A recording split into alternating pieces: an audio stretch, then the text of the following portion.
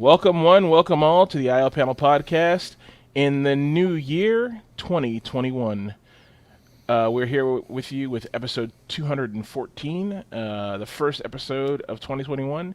So glad we made it to this year. With me, as always, is Evan and Michael. They also survived, surprisingly. Barely.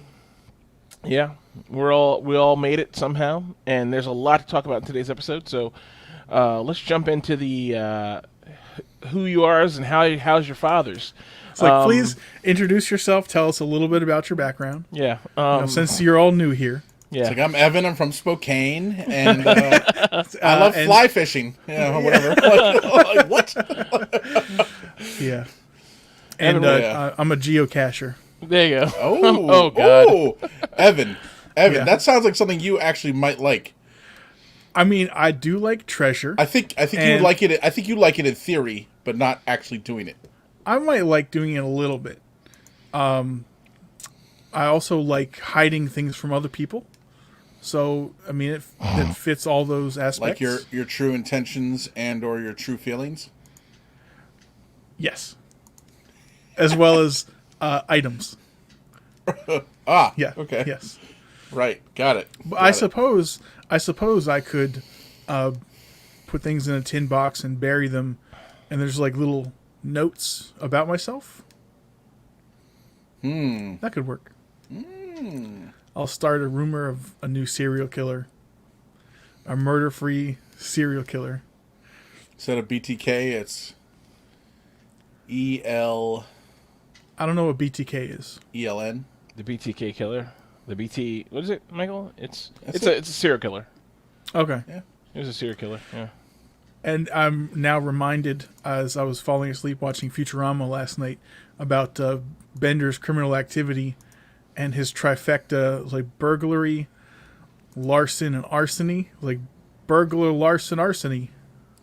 Oh, I forgot about that. Yeah, that was a good one. James, you say thank you for making it to this year. That's not what you said, but I can't remember what you said. It's a gift and a blessing. That's not what I meant to say either. There's a blessing and a curse. How about that? It's something, dude. This is January 10th. We're 10 days in. Okay. Mm-hmm. Not even 7 days into the new year, all hell is breaking fucking loose in this country. Yeah. Well, I wild. mean, it just makes you realize everyone thinks that New Year it starts something else. No, it's just the next day. Yeah, I know. I mean, everyone's hoping because everyone's sick of this year, pandemic, everything going on. Shit is wild, And, we had the protests earlier this year, which I think we kind of needed. But, still everyone's like, can this year just be fucking done? I'm done with it, And then, That reminds ha, 3 days later, get fucked. True. Yeah, it's man. a hell of a start. But it reminds you of the childlike mentality of grown adults in this country. Of course. I'm one of them, too. I'm one of them. I get it. It's funny, 2020 was like, I think 2020's big, like, crazy start was, I think in maybe February or late January, the World War III thing, like, he killed the Iranian general, and then there was all this shit going on in the Iranian peninsula and all this kind of stuff. And we were like, oh, this is crazy, man. It can't get any worse than this, And then then COVID was like, I'm a real thing, baby. Let's go. Mm-hmm. Not only here in China, but here forever, And then, of course, everything rolled downhill from there. But, yeah, I mean, this year starts off with a bang. Like, just on the 6th to the 7th, it's just like, let's go, boys. It's like, all right. Yeah. So exactly. Pretty fucking wild. Like I don't even know what I'm looking at. I'm like looking over here at my wall. Like shit's crazy. Like not even looking at it, just like oh god. Yeah. So like how this wall is so peaceful. I like it. Yeah. Let's go back to when the worst thing was like Harambe getting killed or whatever. Oh yeah. We need to kill another Harambe to take everyone's mind off all this shit. Whoa. He died so we can live, Evan. Okay. True. He's like Jesus. If you're willing to supplant Jesus Christ in your heart with an ape, then I'll allow it. Oh boy. I mean, they are God's creatures. Right? You're not wrong. Is that like God's plan, or is that something else? I'm pretty sure God's Plan is by a song by that guy. Kanye Drake? West. Yeah. Is it Kanye Oh, West? No, it is Drake. Drake, yeah. God's You are Plan. right. That's the only God's Plan I followed. No, I'm just kidding. The Bible says, I don't know what the Bible says. I'll be honest with you. I have no idea. No, me neither. So, Oh, dude, that reminds me of course, something I saw on the internet. It's like the top 3 things that people claim they've read, but they haven't. The Bible, 1984, and the First Amendment. Yeah. that's interesting. I have read 1984, but it's been so long that I would really have to read it again to be able to accurately say, yeah, I've read that. Yeah. Yeah. And know what it contains, you know. I'm pretty sure I read the Cliff's Notes in 10th grade. I've never read it. I have no idea. I just know roughly. I know what it's about, but I've never read it.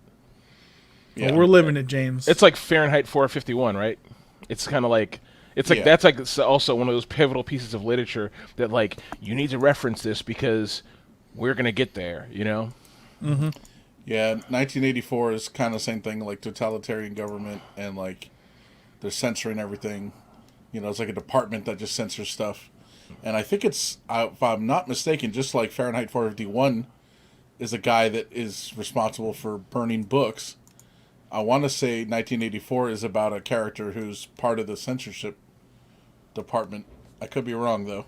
But 1984 gives us the great thing called Newspeak, you know, as opposed to Old Speak, where instead of saying something's bad, it's like double plus ungood, you know, or whatever. Yeah. Like saying shit like that, you know. So to make the language like less offensive. Yeah, less or less negative or whatever. Yeah. We're almost there with that. Yeah. Like we don't want to offend anybody. Well, yeah, that's true. That's the whole snowflake thing. Like those Trump guys who stormed the thing that said "fuck your feelings," yet that's what they're doing. They're like, Yet they're all like the kings of snowflakery. yeah. Snowflaking is on both sides, though, right? It's on both sides of guess. snowflakes. I guess, but man, it's just like the hypocrisy. Like, come Yeah. on, bro. It's only hypocrisy when the other When side's other people doing do it. Yeah, yeah. When you do it, it's truth. Yep. Yeah. Correct. Yeah, living your truth, James. Yep. I'll take that though. That's Yep. fine. What do they call it? I was explaining to somebody a couple weeks ago. Cognitive dissonance. Oh yeah. Yeah. Big thing.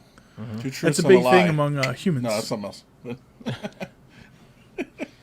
You know what? Yeah. I would settle for that reality. I would settle for a reality where everything you did, you had to call a guy, and 2 guys answer the phone, and you're on a voice call with both of these guys, and one guy says, "I will always tell the truth," and the other guy says, "I will always tell a lie," and then you're like, "Okay, I'd have to decide what I'd do." Like that'd be Yeah. great. That's like I will take that any day over everything going on right now. Like just the constant confusion of like which one's lying today. Like, okay. Are they twins? So they always have the same voice, and you, like, they'll answer. You don't know which one it is. Maybe, I don't know. Well, you know that's a riddle, right? Yeah, it's a Greek like a- Yeah. It's like riddle a or logic, something. Yeah. thing. Which I'm not gonna lie, I'm not good at understanding it. I've read explanations, I'm and not I'm either. so like, Yeah. I don't remember the answer. So It's like game theory. Like from a helicopter point of view, I understand what game theory is, but like there's guts to this shit that I'm like, no. yeah, Thank I God don't. there's people smarter than me who are like, this is what it is. Yeah. All right, Evan, how was your New Year's? How did you celebrate? I'm pretty sure I had a couple of drinks, to and with myself. Otherwise, it was just a normal night. Nothing special. Did you I didn't watch watch anything? any. Oh no, I did. I was watching Twitch. One of my favorite channels, the Uncle Joe Show, was doing a transcontinental New Year's celebration. So they were watching the ball drop from like New York and Texas and Colorado and LA and Hawaii and shit like that, like all across the Was there a lot of US. people watching? like 200, 300. It's a smaller stream, but yeah, it's fun. No, that's good. I think that's, even though you love to see your big streamers get like fucking 100,000 views, the reality is that's not a community anymore. A community is like 200 or 300 people. That's like the sweet spot for Twitch, because you can still like ask a question and talk and do all that stuff. You know, I have a video queued up for later, and every 5 minutes without fail, it starts playing. I pause it, and it's like it starts playing. But yeah, that's like the right size for the community. How was your 2 weeks off? Pretty restful, you know. I miss, seeing you guys every week and everything, but it's kind of nice sleeping in, not setting an alarm on Sunday. I actually took down my green screen for most of it, so I didn't have this awkward obstruction between my bed and my chair. I was like, it's like a whole new shit. Free real estate, you know. I've reclaimed my my land. That was nice. So I might start. Careful. Look, that this country belongs to the white man. Always has, always will. Finally, some truth. Yeah. Amen, brother. Your people were just here first, guarding it for us. James is a mouthpiece for the white man. As we all are. No. But it was good. Nice. Good. What about you, Michael? How'd you celebrate your New Year's Eve, and how are your 2 weeks off? It's fine, man. I didn't do shit, you know. What did Michael say on the first podcast? Sleeping in a box, having the shakes. Yeah. Sitting in the corner, fighting the shakes. Fighting the shakes. Did you have any drinks with internet friends, Mike? Gonna say no, unless it was with you. Okay, we did not, so no. Yeah, Michael, I actively avoided you, Michael's as I do sharp for every memory holiday. for New Year's. He's like, maybe did we do something? Nah, I didn't do shit. I'm anxious to hear about James's time, because I talked to some friends last night, and they were regaling me of some tales of the New Year's celebration that I missed. Oh boy. So first, before we get into that, how's the cat? I know the cat. Yeah, he's needed some that's a whole other story, but he's doing better now. Good. I mean, he's not 100%. I'm still giving him his medicine, his medication, whatever. I'm not sure the difference between medicine and medication, to be honest. I don't know if there is a difference, but. So are they eye drops, or are they an anal insert? They are suppositories. He's like, I mean, the doctor said I'm supposed to put it in his eyes, but I just go right for the butt. That'd probably be easy. They wanted me to give this cat an oral pill, and it wasn't even a pill; it was a liquid. Mm-hmm. That was not happening. Well, you know how to do that, right? Basically, you capture the cat, you secure him to your chest with a papoose or whatever that's called. Oh. And then you use your couple of fingers and you get them right in the corner of the jaw and you squeeze, and they'll open wide. And then you drop it in there, and and they try to fight back with their constant licking, and then you just hold their mouth shut. And you let them know who's boss, and you can blow in their nose, and be like, right? And they'll stop. The fuck? Evan's trying to get me killed. I'm a feline expert. He's trying to get me seriously injured. Evan tried to tell me that you're supposed to bathe your cat on a regular basis.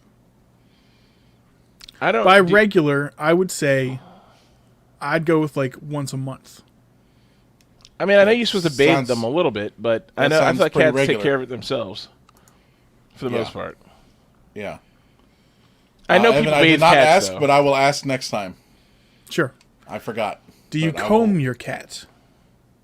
Run a brush through his luscious hair. The cat is brushed. Okay. I feel like Michael's involvement with that cat is chasing it out of his room and off of his keyboard, and then like being chased by the cat for food. Having one-sided conversations. Yeah. Well, I mean, like, cat, what do you do? Look at this guy. Yeah. Look at him. Look what he's doing. That's a given. He's doing cat things. Look at him. Yeah. But yeah, he's doing all right. Having a cat's expensive, man. I'll tell you that. Man. When you have to go to the vet 4 times, and it's still not over. I have to go back. Yeah. So Savannah, like our friend's girlfriend's dog passed away, or they had to put her down because of I can't remember what it was exactly. Organ failure? Mm, Was it? Michael? Something like a tumor somewhere. Yeah, it was a tumor. It was like in the colon or something like that. I remember thinking it was something very similar to what happened to Ryan's cat, but it wasn't that same thing. But it was something in the like tract colon situation there. But she was telling us what the cost, dude. She's like, it's like $5,400, and then like the cremation fee, and then the box that it's expensive. I mean, I guess you don't. I mean, of course you don't. Like, who cares, right? Like, you love the animal, but it's just you never consider those fees of what it costs, like, just to like put them down humanely. If you have to do that, it's kind of crazy. So, yeah. Oh yeah. Well, I mean, I don't think it was $5,400 to put the dog down. It was just everything else leading up to. Yeah, everything. Yeah. Unfortunately, which is too bad. But yeah, it is, because that dog was great. This is over. That was a good dog. That was a good dog. She was a round boy, and I was very pro Savannah. There was like, oh, Savannah doesn't like you. She's racist. I was like, I never got that from the dog. The dog was like, could you please throw a stick at me? That's all that dog wanted you to do. That dog was please throw a stick on my behalf. Yeah, exactly. I will go get it and bring it back to you. Yeah. And we will continue this for many hours. Yeah, ad infinitum. That's what the dog wanted. That's all that dog wanted. That dog. Were an expert negotiator. Yeah, not a racist bone in that dog's body. That dog was just like throw sticks. Like, if you were sitting outside, that dog was like, "Oh, you're here for sticks." That's This is the other thing that I saw the dog do that I didn't understand, because I never had a dog that did this. The dog liked to eat sticks. Yeah. Sometimes, just eat them. I was like, "What are you doing? Stop! You can't eat wood." The dog's like, "I beg to differ." I'm doing it. There's a point we disagree, sir. Yeah. I'm doing it. Yeah. So, not good. But we're like, stop. But I mean, how else are they supposed to sharpen their teeth? Yeah. right. Well, you give them those weird bones, right? Yeah. Well, they have those weird bones that like this cleans their teeth or whatever. Yeah. Looks all crazy. Mm-hmm. Yeah. Then ones with knots on them or something, right? No, it's some other one. It's like a geometric fucking thing. I don't know what. That's some new shit. Yeah. No, it's crazy looking. You look at that, you're like, that has got to be painful to bite on. Like, it's got sharp angles and shit on it. Like. And you're looking at that, you're like, that is like a bowl of Captain Crunch. That is just not fun. Yeah. That's gonna destroy the roof of my mouth. James, you're the only one I know who was always talking about things destroying the roof. Well, because it's real, Michael. Captain Crunch is world renowned for ruining the inside of your mouth. I mean, I believe that. I don't know that I've ever had Captain Crunch, to be honest. Oh, so you don't actually know. Yeah. Okay. Well, all right. You're the one who has some kind of weird reaction with other things. I don't know. Reichenweger. Yeah, exactly. Yeah, I don't get that. Yeah. Maybe that's like some of the salt and preservatives or something. Yeah. I'm not Also, sure you know what else does that to me? But Too many tomatoes. I noticed that. They can be acidic. Yeah, the baby tomatoes just wreak havoc. If I have like popping them, like they become like a thing. It hurts my mouth. like 5 or like 50. I mean, come on. Somewhere in between. Yeah. Come on. 20 to 48. Okay, well, fair enough. So, okay, so for me, let's see. The 2 weeks off were spent at home doing nothing. New Year's, we went to. I heard it was a quote-unquote cabin in the woods. Was it actually just someone's house in a neighborhood? Or? It was a cabin in the woods. It was I want to say this. I don't want to say wood. I mean, it was a wooded piece of farm property. Oh, okay. So it's like farms all around, and it's like a wooded area in there. But I wouldn't say like this is like deep in the woods. It wasn't like that. You know what I mean? Like you drive like a minute and 30 seconds, and you're out on main road. You know what I mean? Nice. It was really nice. A really nice house. The beds were horrible. They were all like fucking. All the beds were ultra firm memory foam. So it's like sleeping on a wood with a piece of memory foam on the top. a piece of wood with a memory foam on top. It was really uncomfortable. My shoulder is fucking. I didn't complain then, but I did complain like, oh, this is uncomfortable bed. And so did Inga, and so did one other person. But beds are weird, right? It's like a sort of like, oh, I like this, I like that sort of thing. So some people are like, this is the best sleep I've ever had, and other people are like, this is a nightmare, And I was like in the nightmare camp, and my shoulder's been killing me since I got back, This is my airsoft shoulder, and it's like when I do this, the shoulder pops. But now it's like if I do this, it hurts. If I bring it up like this high, Do you hurts. sleep on your side? Yeah, that's the problem. So I couldn't get comfortable in the bed, and I would go to where I normally sleep, and of course it would be like hurting my shoulder. So that's like one thing. As usual, our friend Diana was the host, and she did a great job. We had like canapes, which is how I learned what a canapes is. Had canapes with fucking caviar on top, and fucking we had salmon for bagels and lox for breakfast one day. Evan, it was cool. Spell that word he's saying. Canape? Yeah. I'm gonna say like CANOPEISE. I don't know.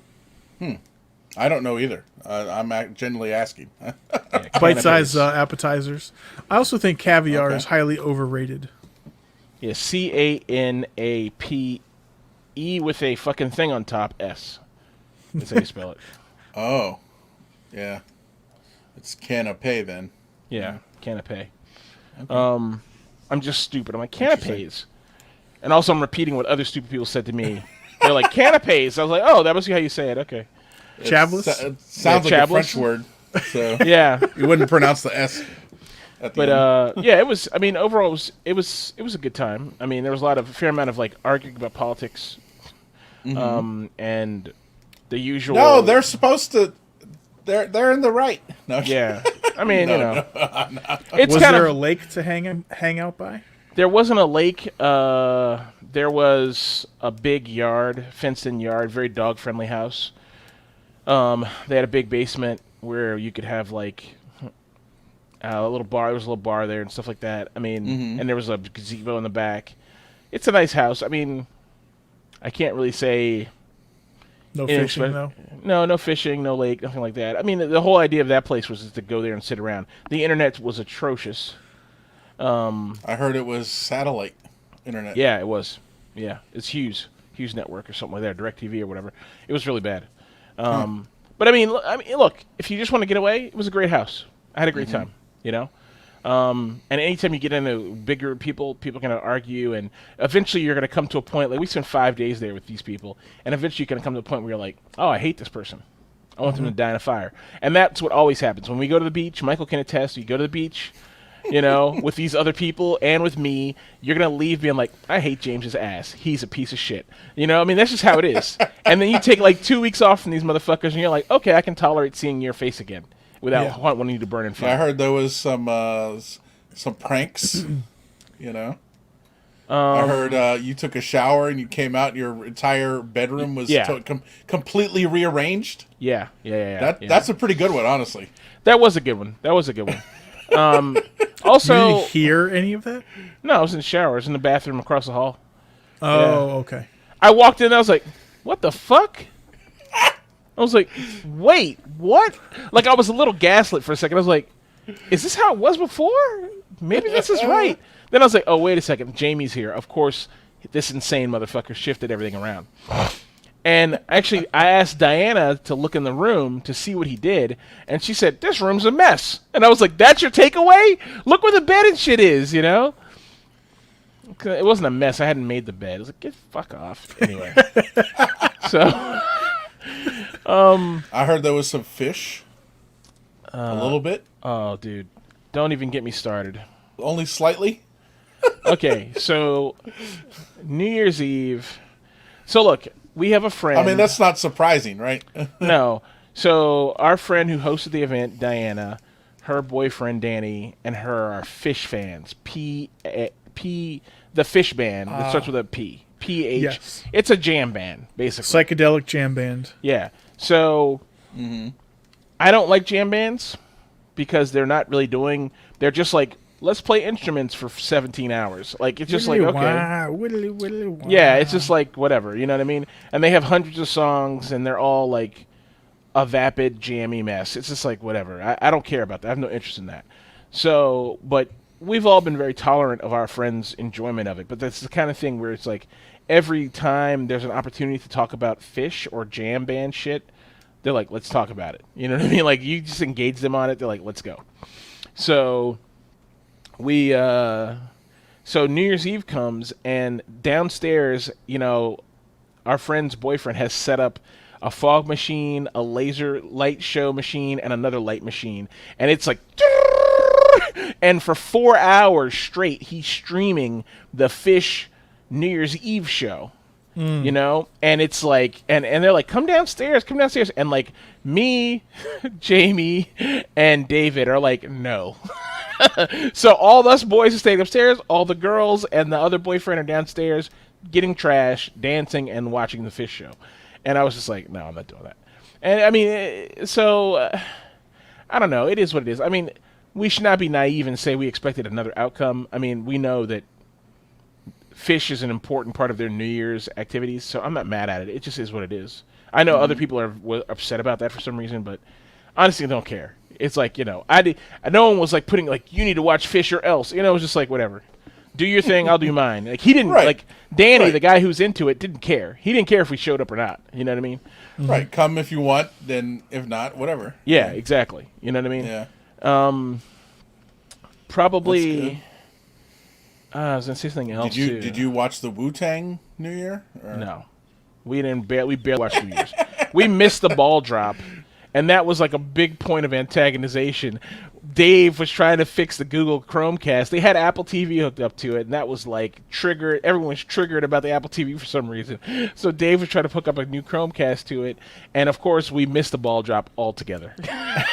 And dude, fucking, they're picking at Dave, and Dave, if you've ever met Dave, he's like fucking 6'13", fucking 420 pounds. Yeah, he's a big ass dude. So he's not that bad. He's probably 350 or something. But he's a tall dude. And Dave's like ready to snap some people in half. He'd had it. But over the Chromecast shit. I mean, and it wasn't anybody's fault. The internet's bad at the house. The internet's just horrible. Yeah. It barely worked. Like, I was watching. What was I watching? I started watching something someone put me onto, and I just had to watch it when everyone went to sleep. That's the only time I could get decent internet download speeds. But I mean, overall, it was a good trip. We had a good time. I don't know that I would do it again, just because the internet's so bad, and internet's a huge part of what you do nowadays. That's that's an interesting consideration. Like, if you ever wanted to live in I want to go live in the middle of nowhere, like. We were always talking about going to live on some homestead in West Virginia or whatever. Yeah. Or, wherever the fuck. It's like, oh, can't get Fios out here. It's just fucking... soon, everyone in that scenario should be able to get Starlink, which, from the reviews I've seen, is quite good. We hope. And, yeah, I mean, it looks promising. I hope it works well, and I hope you're right, that everyone can get it, and it'll be awesome. And then that'll be the end of that, and be like, okay, it's problem solved, right? But until it's a reality, I don't count on it yet, But I'm hopeful as well. It's just, internet satellite has always been so bad that I'm like, is it really gonna be good? Like, for real? Like, no bullshit. Like, no bullshit. Yeah. There's something else I wanted to mention about this trip, but I forgot what it was now. It slipped my mind. It was interesting. If I come up... Butcher shop? I mean, yeah, we went to the butcher shop, but that was like whatever. There was sous vide steaks made using the techniques that I don't agree with. But yeah, but that's another... I think everyone has their Please methods. Elaborate. They have their methods and... Who brought the machine? I brought the machine, and Dave did the cooking. But we didn't have any fats, Didn't have any butter, any complex fats. Okay. So when you sous vide, the technique I was taught was you got to put butter on top of the steaks. You got to put butter in the pan, like a half a stick of butter in the pan, and then you're spooning butter on top of the steak while it's cooking, and then you flip it and you're doing that. You're constantly spooning butter, but we didn't have any of that, right? So the steaks came out, they didn't crust up properly, in my opinion, the ones I saw, and the color was all not a good color. It was just like not the right color. It was like burnt, the sous vide color, which is gray, and then burnt, you know? But, and Dave How did likes... it taste? Well, mine was just salt and pepper. Mine was fine, but I grabbed bacon fat out of a pot and put that in mine, and it wasn't good. It was not how I like it. I prefer the butter taste, but it was either that or nothing, and I wasn't going to put nothing on it. So I did that because I want my steak to be a certain color. I don't want to eat a gray steak. The people who had steaks Dave prepared liked them, except for one person who complains about everything, who was not me. So everyone else liked them. You know what I mean? So I can't speak on Dave's steak. I didn't have any of it. My own steak was fine. The bacon gave it a weird taste, which I don't really like, and I won't do that again. But it was fine. You know, it was a $34 steak, so I wish it had been more than fine. But you know, it is what it is. You know, it didn't have the right stuff to finish it off properly. Next time, now we know what to do for next time. Yeah. I mean, right. It was just an oversight. I mean, we had learning experience. Everything, a credit to Diana, she planned the shit out of the whole thing. It was like a great execution of how this whole thing was supposed to be. She did a great job with it. You know, everybody was on there, except for maybe like one or two people. Jamie were on their best behavior. You know, so it was a good time. You know. So whoever went food shopping did not purchase butter? Well, she didn't. So she split the food shopping up among like several people.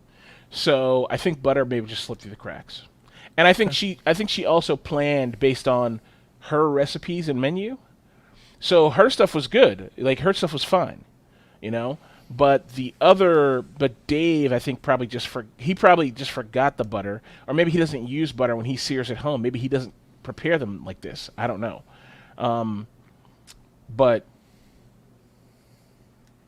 so he didn't think to bring butter. You know, he brought a bunch of seasoning and a bunch of other things he wanted, and he just didn't think to bring butter. And butter wasn't on my list, so I didn't bring butter. Now, how far away is the store to buy butter? It's close. It was close. I mean, it was not so close that people would be like, all right, I'll go get butter, because, you know, things have been cold by the time you come back. But it was close enough that we could have, if we had known ahead of time, right? You know, not like 10 minutes before we were searing, you know, we could have gone and gotten butter. Like if I had known earlier that day when we put the steaks in, I could have gone and just ran down the street and bought butter.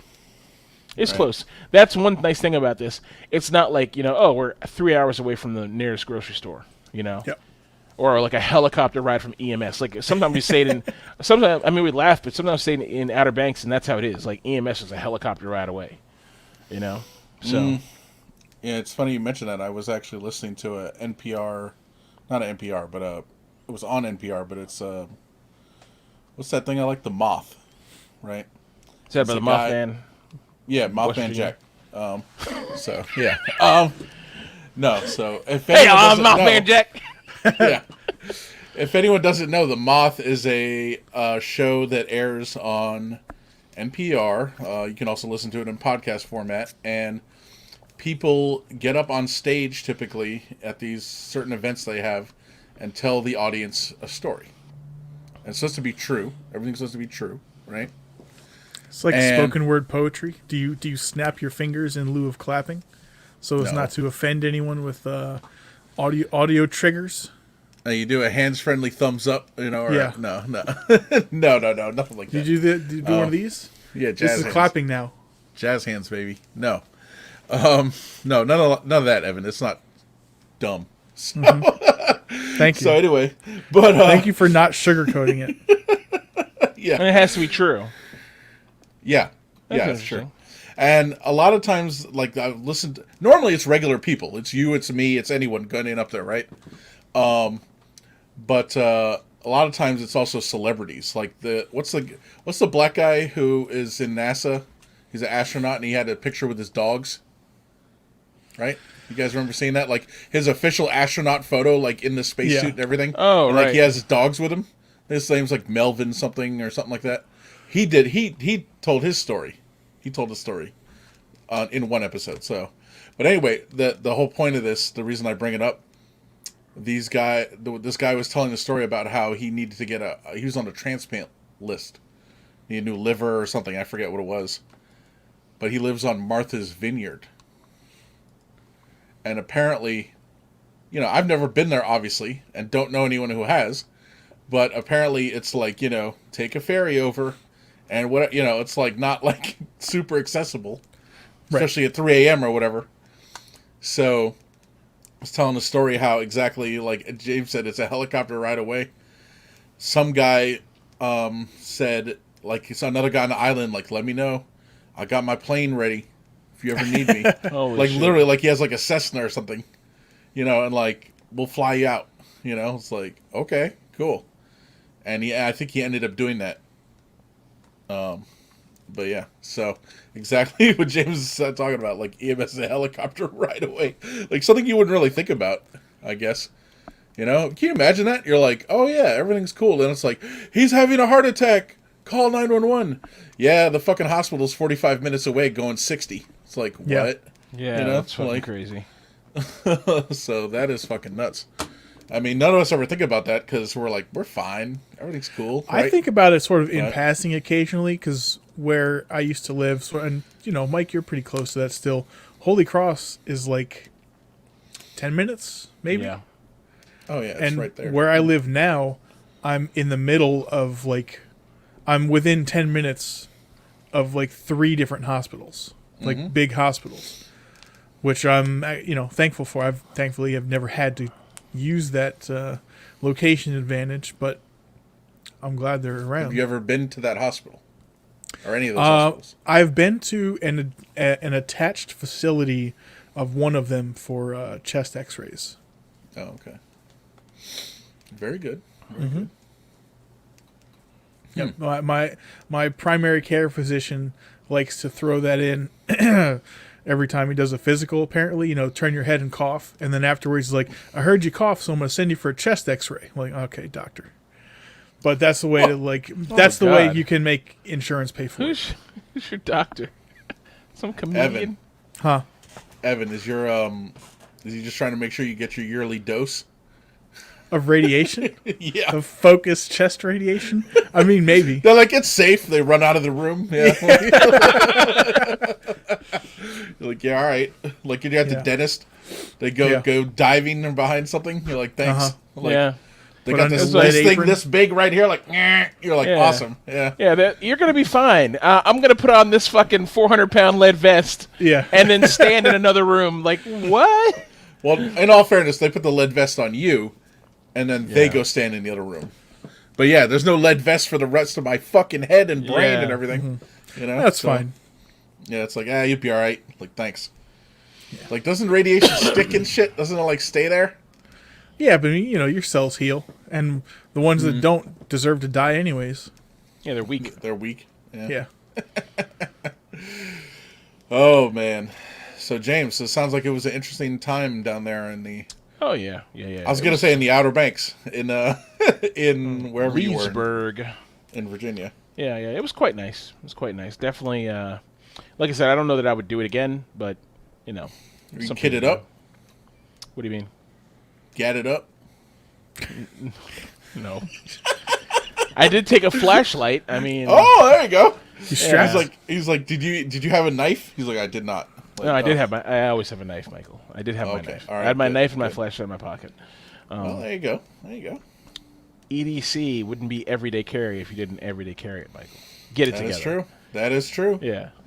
Do you carry the knife and the flashlight in the what's it called? The Wilson or what is it called? Oh God, no. You know what I'm talking about? It's like, James, can you get some wood? He's like, sure. Like, no, not holding it, not this. No, like you got the knife here and the flashlight here. Yeah. Yeah. You're like, yeah. Yeah. So you can stab, like, you can see what you're stabbing. Yeah, no, not at all. I forget what that's called now, but it's named after some guy, the blah blah position or carry or whatever. Anyway, all right, cool, man. Well, sounds like you had an awesome / horrible New Year's. No, I'm kidding. No, it No, sounded no, like it it was was fine. fine. It was. I think the older you get, the less impressed you are by New Year's, right? Yep. And I don't think any of us have ever been the people who are like, we're going to the New Year's ball. Like, and there's nothing wrong with that. I'd love to do it maybe one day, but that's never been any of our thing. So Yeah. New Year's is not so fantastical to me anymore. I'm just like, all right, it's, hopefully I won't get fired in the next 3 hours. Like, that's what it's always like. I'm still alive. I'm not fired. Okay, hey, we're doing good, So, all right, let's jump into the news. What do we got here? What do you got lined up here first? I have the first article starting off our great political issue tirade. Our favorite president, our favorite non-American president, of course, Vladimir Putin, has recently signed legislation that allows him to stay in office. It does a few things. Allows him to stay in office for, potentially, if he wins the vote, big, quote unquote, if, for 2 additional 6-year terms. The 6-year terms were just of personal interest to me. In addition, any former president can be elected to, what is it? Their can be elected to the Russian Parliament for life, and also within this, there's basically saying a law that any former president is immune to prosecution for anything. Oh, God. Effectively. Not like, war crimes in office. Just basically anything. I think that's in the last paragraph. I was paraphrasing it. Other legislation that is yet to be signed. Okay. But has already been backed by the lower house of parliament would grant ex-presidents immunity from prosecution for any offenses committed in their lifetimes. Jesus. Impressive. This is top tier legislation. I don't know what you could take a gun, shoot someone in the head, and you're good. Oh yeah. So it sounds like to me, right?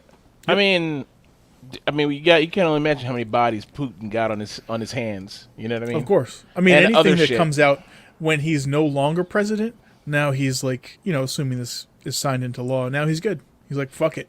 So he's preparing. Maybe this means he's going to retire. Could be. I mean, this brief article says he was sort of slated to step down in 2024 anyways, but if he wants to, he can do another 12 years. Jesus. Well, good times.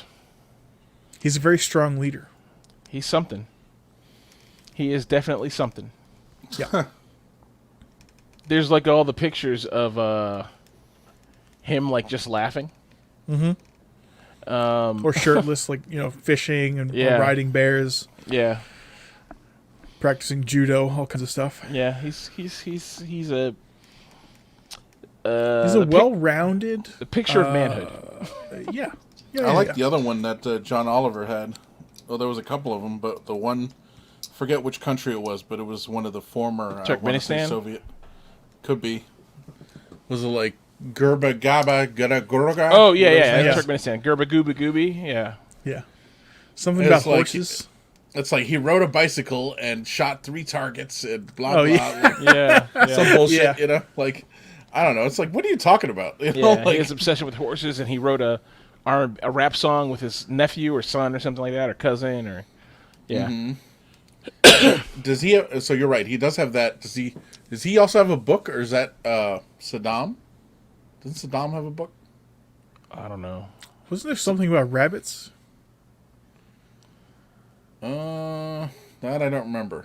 I mean, there's so much good John Oliver I want to say stuff. Saddam. Well, yeah, he has. Oh, the you're book thinking about, Pints and Rabbits, yeah. Pints Yeah. and Okay, Rabbits. that's what I'm thinking of. Yes. Yeah. Saddam wrote a romance novel, and it's like but it's like an allegory for Iran, or Iraq. I mean, that'd be weird if it was for Iran. No, Hidden meanings. it's like I love her like a woman, blah blah blah, and it's all about Right. Iraq, like apparently. So, James, buy that book. No? It's so weird. Find out what it is and purchase it. Get all the Saddam weird Hussein's books. romance novel, huh? Yeah, get the Mein Kampf. Get a copy of that. Right? Oh, he's written a bunch of them. I'm sure you could buy a copy of that somewhere. Zabaya and the King, The Fortified Castle, Men in the City, Begone Demons. He's just written 4 books. That's impressive. How did he have the time? Between gassings? Yeah. Yeah, I don't know. All that oppression, it really fills up your schedule. Yeah, absolutely. Absolutely.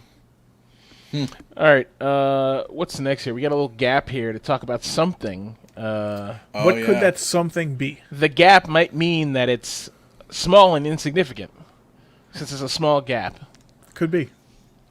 Okay, so as everyone knows, on Wednesday, a little light insurrection. It's like what had happened was Craig and him has said we go to the Capitol. So basically, I got a call around 2. You got from a my call? mom.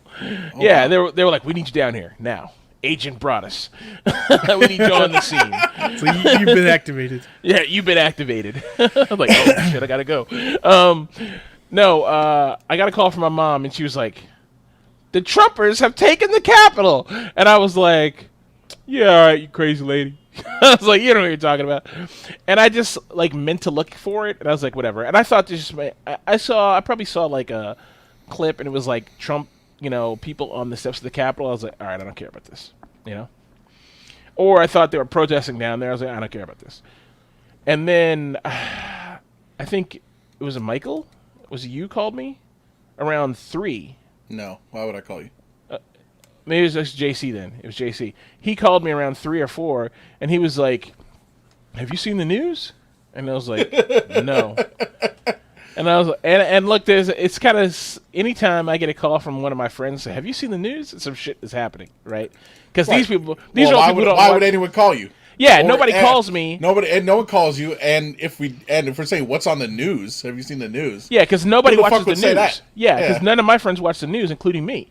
So, if they're saying, have you seen the news? They're like, oh shit, someone's World War III. Yeah, someone's flaying the skin from a child on the White House steps. Like what's happening?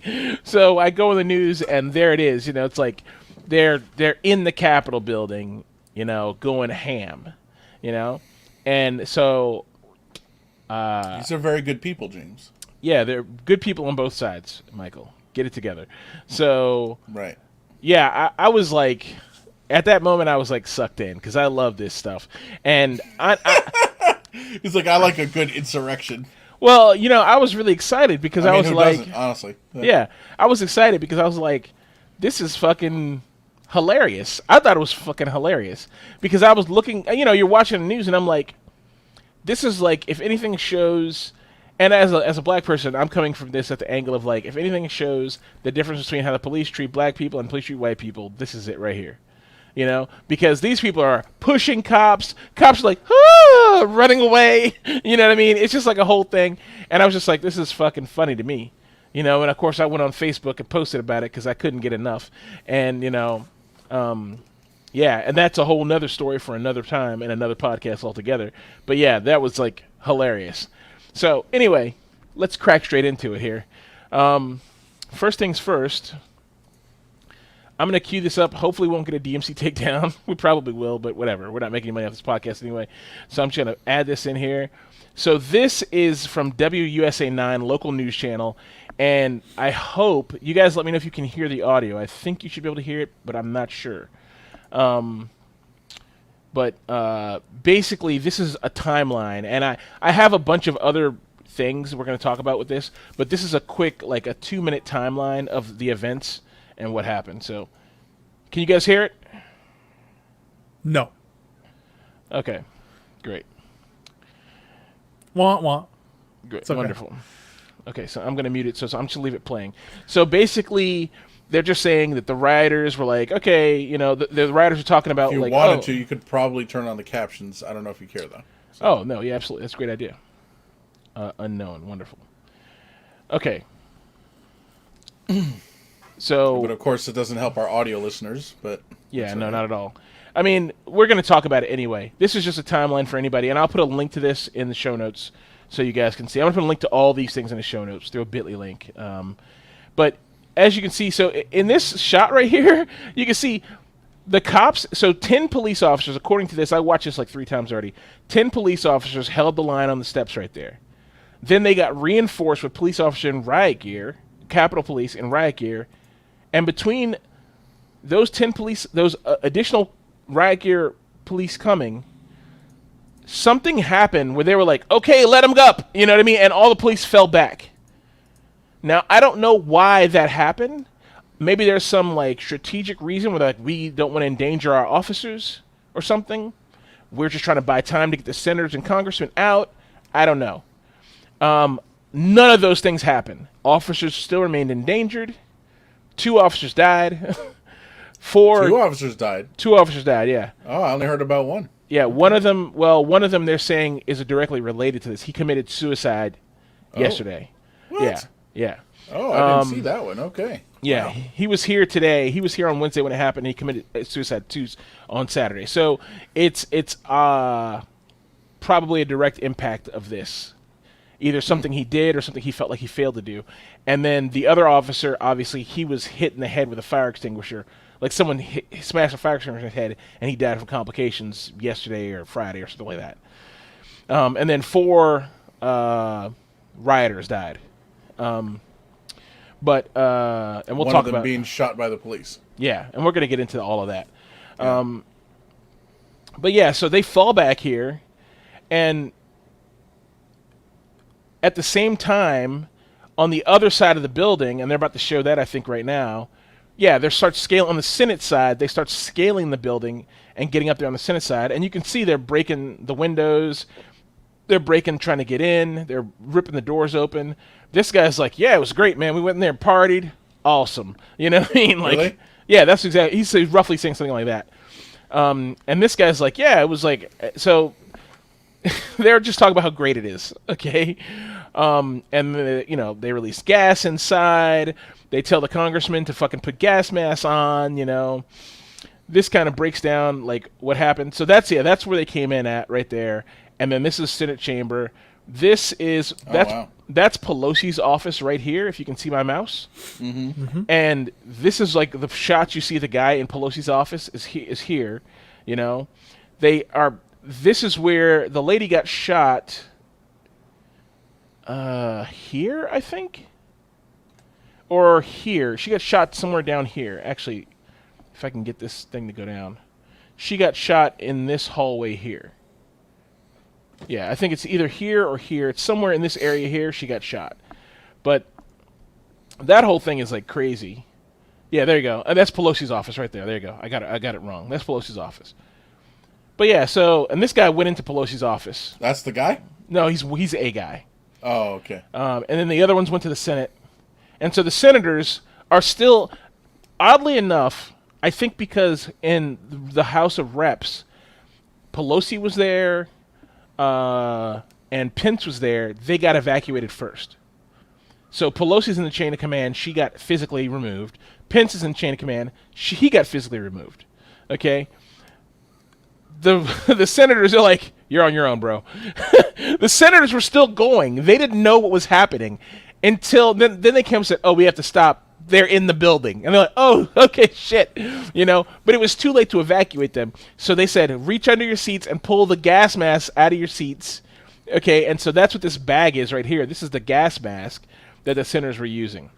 It's like a disposable. That's crazy. They're like airline seats. Like, in event of an emergency, your seat can be used as a flotation device. Yeah. When I worked at the Army, in my overhead cabinet, there was something like that. Huh. In my desk, and I was never taught how to use it or anything, so of course, I guess it was whatever. Safety first. But government. But no one was like, here, like this is how you do it, or here's a video, or nothing. I was always like, what is this? Like, why is this here? That's so strange. I've never had anything like that in the Army. Like really? you had shelter-in-place drills and all kinds of shit. We never had anything like that. I actually had that at NOAA, not at the Army. I thought you had that at. Didn't you had to seal in the dependent engineers? You did some sealing thing. We did that at NOAA. Okay, NOAA. Okay. And we did it. We literally did it one time and never ever again. We've never done it. It's all you need to learn once. I've worked there since 2008. Well, Michael, it's your job to pass that information on to new people as well.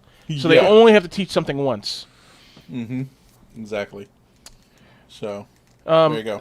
So right here is a video shot by a member of Congress who's like kind of fleeing the building. And this is a shot of the woman who got shot. I wish you guys could hear this. This Ashley is like, Babbitt? Yeah. So that's her. They got her body here. Now, the funny thing is you can't tell this, but this leg here and this here, these are like HRT officers. Like, I'm saying HRT, but they're like rapid response. Like, they have M4 rifles, plate carriers, like fast MT helmets. So they're either that kind of thing. SWAT or the equivalent. Yeah, but they're like Capitol Police SWAT. I heard they sent Maryland State Police. They did. Officers also, like, same kind of thing, like SWAT or whatever. Yeah, they sent Maryland State Police. The MPD came down. Metropolitan Police Department came down like 4 hours later. Yeah. And around 6 or something, 4, 5. I mean, eventually they had the National Guard there, but I don't know when they got there. They probably got there way later. It all took too long. Everything that could take too long took too long. And this is this kind of, I think that's probably the most alarming thing about this. And we have more to go through here, but yeah, the reaction was so stilted.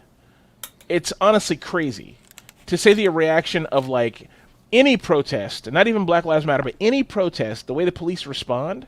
But this one, it was almost like they were like caught with their pants down, oddly enough, even though they had warnings from the FBI, they had warnings from the Metropolitan Police Department in D.C., they had warnings from Mayor Bowser, they had warnings from people in the House and the Senate. They all had warnings, but for some reason they were like, it's not going to happen. And look, if you, like, we didn't go on Parler, we weren't on Parler, but on Parler, and even on Twitter and Facebook, the QAnon people were talking about doing this. Yeah, they planned it. They planned it, and we're going to get into that too, to show that it was planned. We're going to prove it here. We're locking people up. IOPanel, jail time. We're doing it. IOPanel justice. Yeah, IOPanel justice. Cling, cling. So James, this is what I'm wondering though. I mean, I know we're going to go through all this stuff, but yeah. So all the protests that happened last year and the police cracking down on it and all that stuff, right? And a lot of people are like, that was crazy. That was too much, right? Yeah. So the only thing I can think of, I'm trying to justify this. I'm trying to give an explanation that isn't like pure racism. So I'm like, maybe they overcorrected. So I think you're partially correct. I think I mean, I'm not going to even be the person to say, this is like a reverse racism situation where white people can do what they want. I mean, there's definitely some aspect of like, we're less likely to be harmed by these white people. But there's definitely the fear of overcorrecting. And there are several police who, after the fact, were like, well, I didn't want to be the one to shoot someone. So they're like extra being like, hey, just stand back. They're trying to do everything they can to not put themselves in a situation where they need to open fire on this crowd of people, I just feel like there's a lot of situations we've seen where no measure of overcorrecting would have stopped the police from doing what they've been trained to do, which is to protect themselves in every case where they could be their life could be or limb could be threatened. And that's my only problem with it, is I feel like there's certain training that's ingrained, right? And one of those things is you're like, I'm not going to let you do whatever you want that's going to hurt me or others. And the thing is, you got to remember, and we talked about this I talked to other people online, and they said, well, the Capitol Police is still a police department. The Capitol Police is a police department. Their only job is to protect these buildings and the people inside. Their job is not to, pick up litter or, police Washington, D.C. They're not regular cops. They're basically a hyped up protective service. They're like a step below the Secret Service. So to let people violate the one sacred space they're responsible for seems like a huge lapse to me. And as a matter of fact, the chief of the Capitol Police resigned and the sergeant at arms resigned the day after this happened. So of of Congress, which he probably wasn't even his fault, but I'm sure he also ignored the warnings. I read something else that said that. So yeah, they let it. They let the breach happen. Blah blah blah. It's a failure and all that. But I read something that's saying like, unlike other buildings, this building is supposed to be open to the public. Yeah. And so the security measures around it aren't as crazy, aren't as fortified as some other places. I mean, anyone from the DC area, and this includes you, all three of us, you can't just wander into the fucking Capitol building. Yeah, it's open to the public on certain days and times when the people aren't in session, and there's a specific path to visit through. That's So yeah, you have to go through security and there's all kinds of stuff. You can't just. You're right. You can't just waltz in. Yeah, and you got to remember, there's 15 police agencies that operate in this 20-block radius of all these Capitol these buildings. There's not 15. I'm over exaggerating. 5. Metropolitan Police Department, Secret Service, Capitol Police, the military. There's a bunch of shit going on there, and then there's that whole space. You got to remember, from the Rayburn building down to past the Capitol. Oh yeah, and the National Park Service. But that whole area is a cordoned off area. You can't drive your car to certain places. You can't park. When you go in there, if you have to go to the Capitol, let's say you have to go to the Capitol to do a thing, you have to pass through 2 checkpoints. And us as DC people who kind of ignore DC, you know what I mean? We're I've been there once, it's cool. We don't maybe know this, but if you go to DC on a regular basis, you'll find you can't just drive past. When I was a kid, you could just drive up to the White House. You could drive You could drive past right past. Yeah, you drive right past it, right down Pennsylvania Avenue. You can't do that anymore. And same thing for the Capitol. So yes, it's an open building. It's the people's building. But there's definitely a time and place to do that and a way to ingress and egress. So, these guys are just beating through doors, climbing windows. They're going absolutely ham. No, yeah, obviously, yeah. Oh, the video, it did that thing. See, it just resetted. Yeah. Well, I think so here they're chanting. Anyway. Here they're chanting, "This is our house." I think we're about at the end. So this is the lady. Look at this guy. It's a fucking idiot.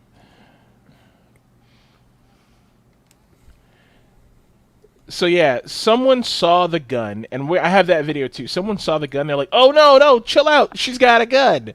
They got a gun. There's a gun." And this girl raced up, and they shot her in the neck. Right? I'll be honest with you. I'm not mad at that cop. He's probably gonna get fired, and he probably should be fired. But at the same time, and when you see the situation, you're gonna agree with me. I'll show you the situation. But at the same time, I can only imagine how fucking he was what the fuck, you know what I mean? Think about how cushy a job being a police at the Capitol is. Dude, you get occasional death threats, occasional bomb packages, all that's just filtered before it even gets to you. Mm-hmm. Maybe you get the occasional notice every day. Oh, there's a threat to Senator Pelosi's life or whatever, Senator so-and-so's life. But that's probably the most you get. This is insane for them, Let me mute this fucking idiot. So, yeah, they're saying about the shooting. Sir, this is a Wendy's. So I'm going to link this timeline for you guys. Exactly. So this, I'm not going to even show this video because we can't listen to it, I will remedy that for next time, guys. I'll figure it out. But this video just shows them. So there was a chant. They came in there to hang Mike Pence. They were like, "Hang Mike Pence, hang Mike Pence," which is it's crazy, right? But they were chanting "Hang Mike Pence," and someone built a gallows across the street, which is obviously it's not a real gallows. There's no real effort put into this. Mm-hmm. The French could teach them a thing or two about a gallows. And then there's this guy. Yeah. Okay, so Michael, tell us what you see in this picture. A guy in military / pseudo-military garb with what appears to be very professional / police looking zip ties that you would use to bind someone's hands. That like they kind of look handcuffy, but they're zip ties. And there's someone else in a purple shirt. I don't know what's going on there. Yeah, I mean that's just that person looks like a retard. But yeah, that's just an idiot. That's just an idiot. Yeah. But I mean, they're both idiots, but yeah. But yeah, so that's what I see, and this guy's like climbing over something. I don't know. Yeah, so they are in this picture was taken. Yeah, and they're in the main Senate chamber or wherever the fuck they are. Is the main Senate chamber. So this guy has flex cuffs in his hand. Right. So you tell me what protesters need with flex cuffs. I don't mind the military gear. Like this is a hallmark, a trademark of the whole Trump thing is like pseudo militia military garbage, whatever. I don't care about that. But the whole like flex cuff thing tells a really specific story about this whole situation. About what people were trying to do. And actually they show here, I want to say, is it this link? No, it's not. No. Oh, there's a picture of Ashley Bad right there. So this one right here, and we'll just click on this one so you can see what I'm talking about.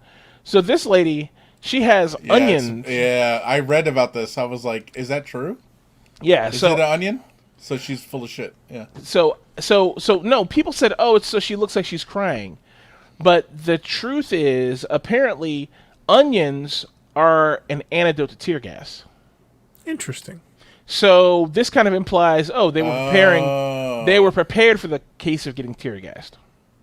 That's like the third. Like first we were here, then it went over here, and now we're over here. Yeah, that's exactly. crazy. Yeah. So I don't really know what the deal is with this.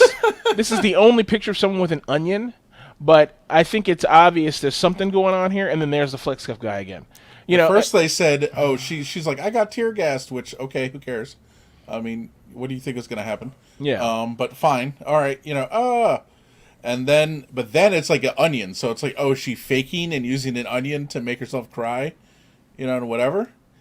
But now you're saying nope, we're back to she got tear gassed and they have an onion to use against tear gas, which I've never heard of, to be honest. So if that's true, and I have not Googled it beyond this TMZ article, but if it's true that an onion is a remedy to tear gas, I tend to believe that, only because the thought that among thousands of people, this person could get presented on TV crying, I don't think that would mean anything to anybody, honestly. I got tear gas, like, okay, that's what okay, we saw the tear gas, so we know it's true. Like, I don't really know.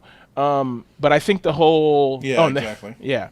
So I think there's something to that, but, and this is just disturbing. This is extremely disturbing. He's in the Senate chamber with flex cuffs. It's just beyond disturbing. Did they arrest that guy yet? I don't think they found him yet. I don't know what the situation is with this guy. We haven't heard anything. They have arrested a few people, but this guy, as far as I know, isn't one of them. Okay, so let's jump into the next one here.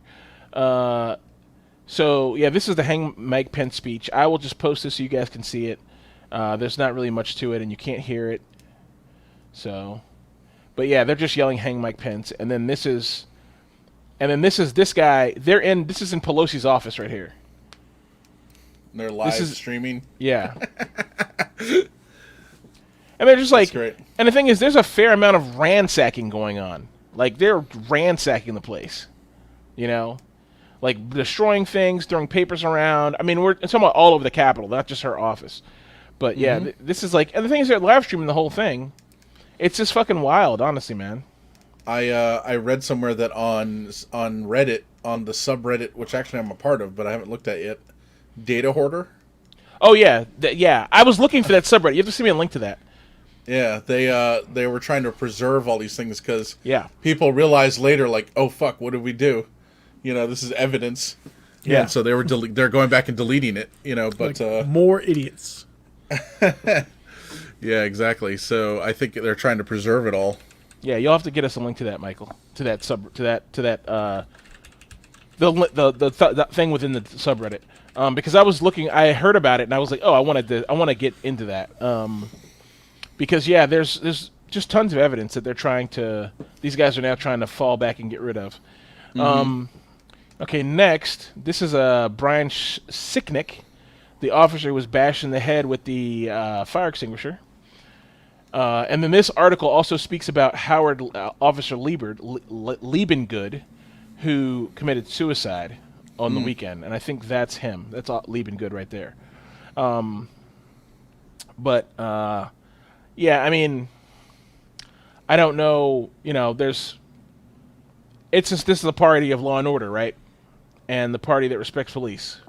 You know, so that is what it is. Here's more information about Sicknick, who sustained injuries he sustained during the riot. That's our favorite boy right there. This is a guy I find interesting. Like, he's here for the memes. He chugged a glass of... So they broke into some lawmaker's office, and he went into the lawmaker's liquor cabinet and poured himself a glass of wine and drank a glass of wine in there. And this guy's totally unapologetic. I'm going to put this link in here, too. He's like, yeah, man, I think what we did was fine. I don't have a problem with what we did. Unapologetic. Zero fucks are given about the whole thing. Mm-hmm. So, yeah. He seems a little bit like... He won't make eye contact. He's like, "Oh yeah, it was fine. I mean, it just things happen." And oh my god, this video again, man. Okay, all right. You can mute that tab if it's bothering you. That's a great idea. Mute. There we go. So no, we don't want her yet.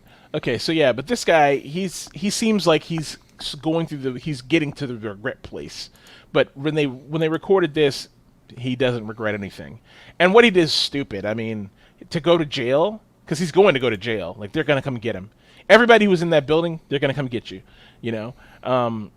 It's only a matter of time, you know, for this guy. So, next up, we have this woman who died at the riot. She was crushed to death.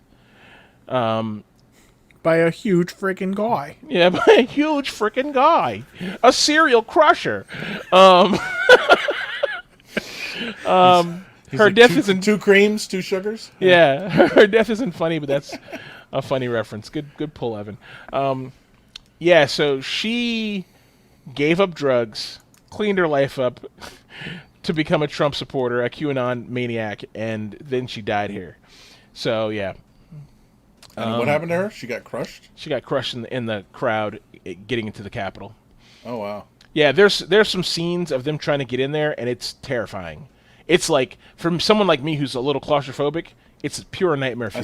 I saw a cop looked like they were getting crushed. Yeah, I have that video also. What was like Black Friday at Walmart kind of thing? Oh, Black Friday at every Walmart ever. And you got to remember, the Capitol is, all the ingress points to the Capitol are these tight, narrow archways that are about 10 or 15 feet long, and they're tight and narrow, and there's glass doors. So that tight, narrow hallway is just fucking filled with people, and the people are like, huh, and I'll show you that video where they're pushing, and they got a cop caught in the fucking door, and he's caught like a fucking juicer. It's horrible, dude. Yeah, I think that's what I saw. Yeah. It's fucking crazy. So this is Ashley Babbitt, who was shot by the cop. Okay, she's a Air Force veteran, I believe, and also a QAnon nut. I heard she used to be an Obama supporter at one point in her life. I mean, they all did, right? They all were at some point. Who knows? So we're gonna just watch this video. It's short. 2 minutes. That's fine. I'm gonna mute this as well. Okay, so this actually you don't even have to hear anything, but they're just showing how close they were. Okay, and so here, these cops are all doing their job, right? But it's only the 3 of them. But look at the reaction the cops have to these guys, right? You think that guy who's doing the punching the window would have been like tased and handcuffed immediately? Like, what's going on there? You know, like, yeah. He's like, chill out, bro. Like, don't do it. Yeah. What is going on? That's like the most chill reaction I've ever seen in my life. Yeah.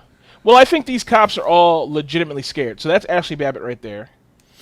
So I think these cops are all legitimately scared. But I think they're all I think their goal is to merely buy time. That's what I'm thinking. This is the only way I can justify what the cops did and didn't do. They were like, we're going to buy time. And I think they bought enough time for the senators or the reps to clear out. And so then this happens. So the guy who was live streaming we just want to go inside. We just want to go inside. And this guy says, hey, look. And he's like, oh, da-da-da. Okay, we don't care about this guy, what he's saying. Look at this motherfucker. Yeah. So now, fuck the blue, talking about the cops. Now this guy says, I'm recording, and there's so many people. They're gonna push their way up here.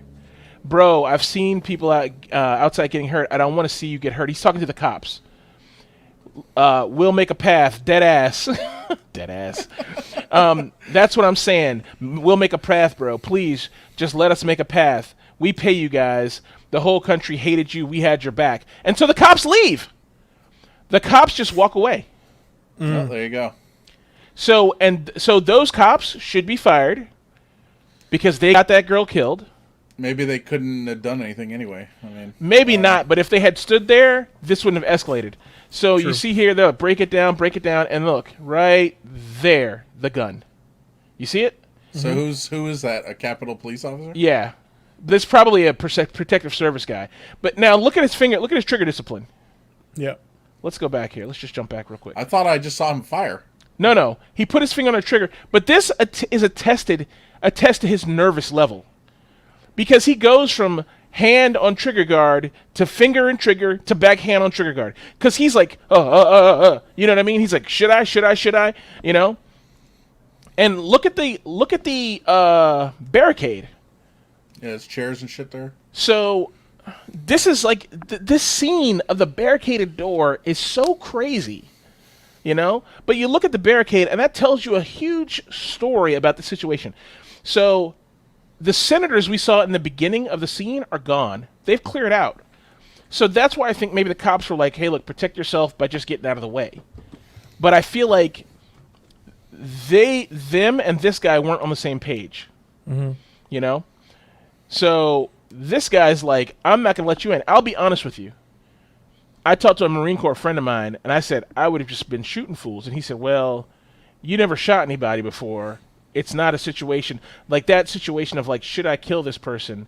You know, he's like, I had to deal with this in Afghanistan, and it's just a situation you can't easily make, you know? Just empty the clip and deal with the repercussions later. So I'll be honest with you. If it were me, and this is probably because there's like a weird zealot inside of me for this type of shit, but I would take this job so seriously that as soon as these people start breaching the steps, I'd start kneecapping people. Mm-hmm. You know, because like outside, yeah. When hear an officer be like, "Bring out the saws." Yeah, well, because I don't have. That would be James. Bring out the saws. Yeah, mow them down on the steps. Yeah, I will make an example of all 200 of you. Stop. Yeah. Send in the gunships. Like what? Well, because the thing is, get on the 50. This is their only job, right? Uh-huh. Let's remember the Capitol building and the White House are more than just buildings that house lawmakers. They are a part of the American ideal. You know, and I don't think I'm crazy saying that. I mean, it's on our money. Like, these buildings represent American power. Broadcasts all across the world. Their stateliness and their fucking stature, their imposing nature means something. So to see them... Yeah, like if you storm the White House or Congress or something, you forfeit your safety. Yeah, that's what I feel like. You're done. Yeah, that's how I feel. You know? And look, people will make the comparison, and matter of fact, people on Facebook made the comparison. They'll say, well, the Black Lives Matter, and I say, look, I understand that you want to compare those things. The Black Lives Matter protests / riots, I don't agree with them either. Okay? But the police out in the street and in front of targets dealt with these people more harshly than these people are getting dealt with. You know? I would have turned this fucking place to a bloodbath. I would have been like the Spetsnaz, how the Spetsnaz deals with fucking terrorists. They go to your house and they kill your whole family. Mm-hmm. Okay? My reaction would have been like, they'd have been like, oh, we can't fuck with the Capitol Police. They're all fucking crazy. That's what they would have walked away with. They would have been on par like, these guys are Mad Hatters, yo. Stay away from the Capitol Police Department. You know what I mean? Like, you don't fuck with the government. That would have been the takeaway. You know? This would have been equivalent to like nuking Hiroshima. Like the whole world was like, these motherfuckers did it. They nuked them. That's what they would say. They'd be like, these motherfuckers did it. He killed 8 babies. You know what I mean? Yeah. Like I saw Captain Police Sergeant eat a lady's neck. You know, like it would be crazy. Evan, my time to shine, baby. Dude, hey, there you go, Michael. Yeah. Time to be a vampire and then let Evan deal with the consequences. He'll take care of you. Don't worry, Michael. He's gonna put you down humanely. Look, I'll let you do what's needed first, but then I'm coming for you. Okay, that's all you can ask. All you can ask for a friend to come for you. You know. All right. So this guy's jittery with the gun, and so then he shoots. So then that's Ashley rocks up, and then he's like bang, and you see the gun jump, and she goes straight down. She goes straight like a sack of potatoes. Now look, now watch, bingo. See all the SWAT cops? Yeah. Yeah. What the fuck were they doing? They were there as a shot goes off. They're there, but they were letting these guys push into the door. Yeah, I don't know. I'm like, and so this is also either it's a tactical disconnect between these protective officers and the police officers. And I think he's a protective officer because he had a dress shirt on. You know, you could see his dress shirt, his cuffs. But it's either a situation with that, like miscommunication, or it's these SWAT officers were like, well, just let them fucking burn themselves out. They're not going to get in the door anyway. You know? And the guy behind the door was like, I'm nervous and I'm going to protect my charges. Remember, the Senate chamber, there were still senators in the Senate chamber. I thought hiding. You just told us they evacuated everyone. No, this is the House of Representatives. This is the House. The Senate, the other side of the building, still had senators in the chamber while these people were in the building. While people were getting shot, the senators were hiding in their seats in the upper echelon of the Senate chamber. Mm-hmm. So maybe this guy was like, I got to do my duty. You know? Or maybe this guy was like me, and he was like, fuck no. You know, I don't know. But because the door was barricaded and stuff like that, I think that was a situation he could have just like he randomly shot. It's not like she had a gun. I don't know what he thought. You know, who knows? We'll find out later when the court cases all come up what he thought. But I feel like with all the people bashing against the door, why he just randomly chose to shoot, I don't know where his logic was on that. But you can see the police now starting to respond. And then this fucking police officer here, he's going to look. He looks in. Yeah, he's going to look in the building. He's going to look in there. And he's going to be like, he puts his hand, thumbs up. We're out here. And then he's like, but now someone's shot. Mm-hmm. Now your thumbs up, motherfucker. So anyway, yeah, that whole thing is like just a mess. But yeah, this is where this is where she got shot at right here. This is where the filming was done. But yeah, it's just I don't know, man. I don't know. That's the whole shooting thing. I don't know how I feel about that. And look, I'm with Michael. If you go in there, your life is forfeit. But at the same time, all these other police officers use far too much restraint. I feel like this guy didn't use enough. You know, I don't think because of the barricade and everything like that. You know, unless behind him is a representative that we don't know about. Mm-hmm. You know what I mean? A congressman we don't know about back there. Otherwise, I don't know why he shot. I just don't know why. It seems very random. You know, it's not like as far as I can tell, he's by himself there. You know? Right. So, anyway, something to think about. These are the other people who died. Okay, this guy, I believe he died of heart failure. This lady, she's the one who's crushed to death. This lady, she was the one who was shot. This guy, we just had a laugh about this guy. So this guy, he had a taser in his pants.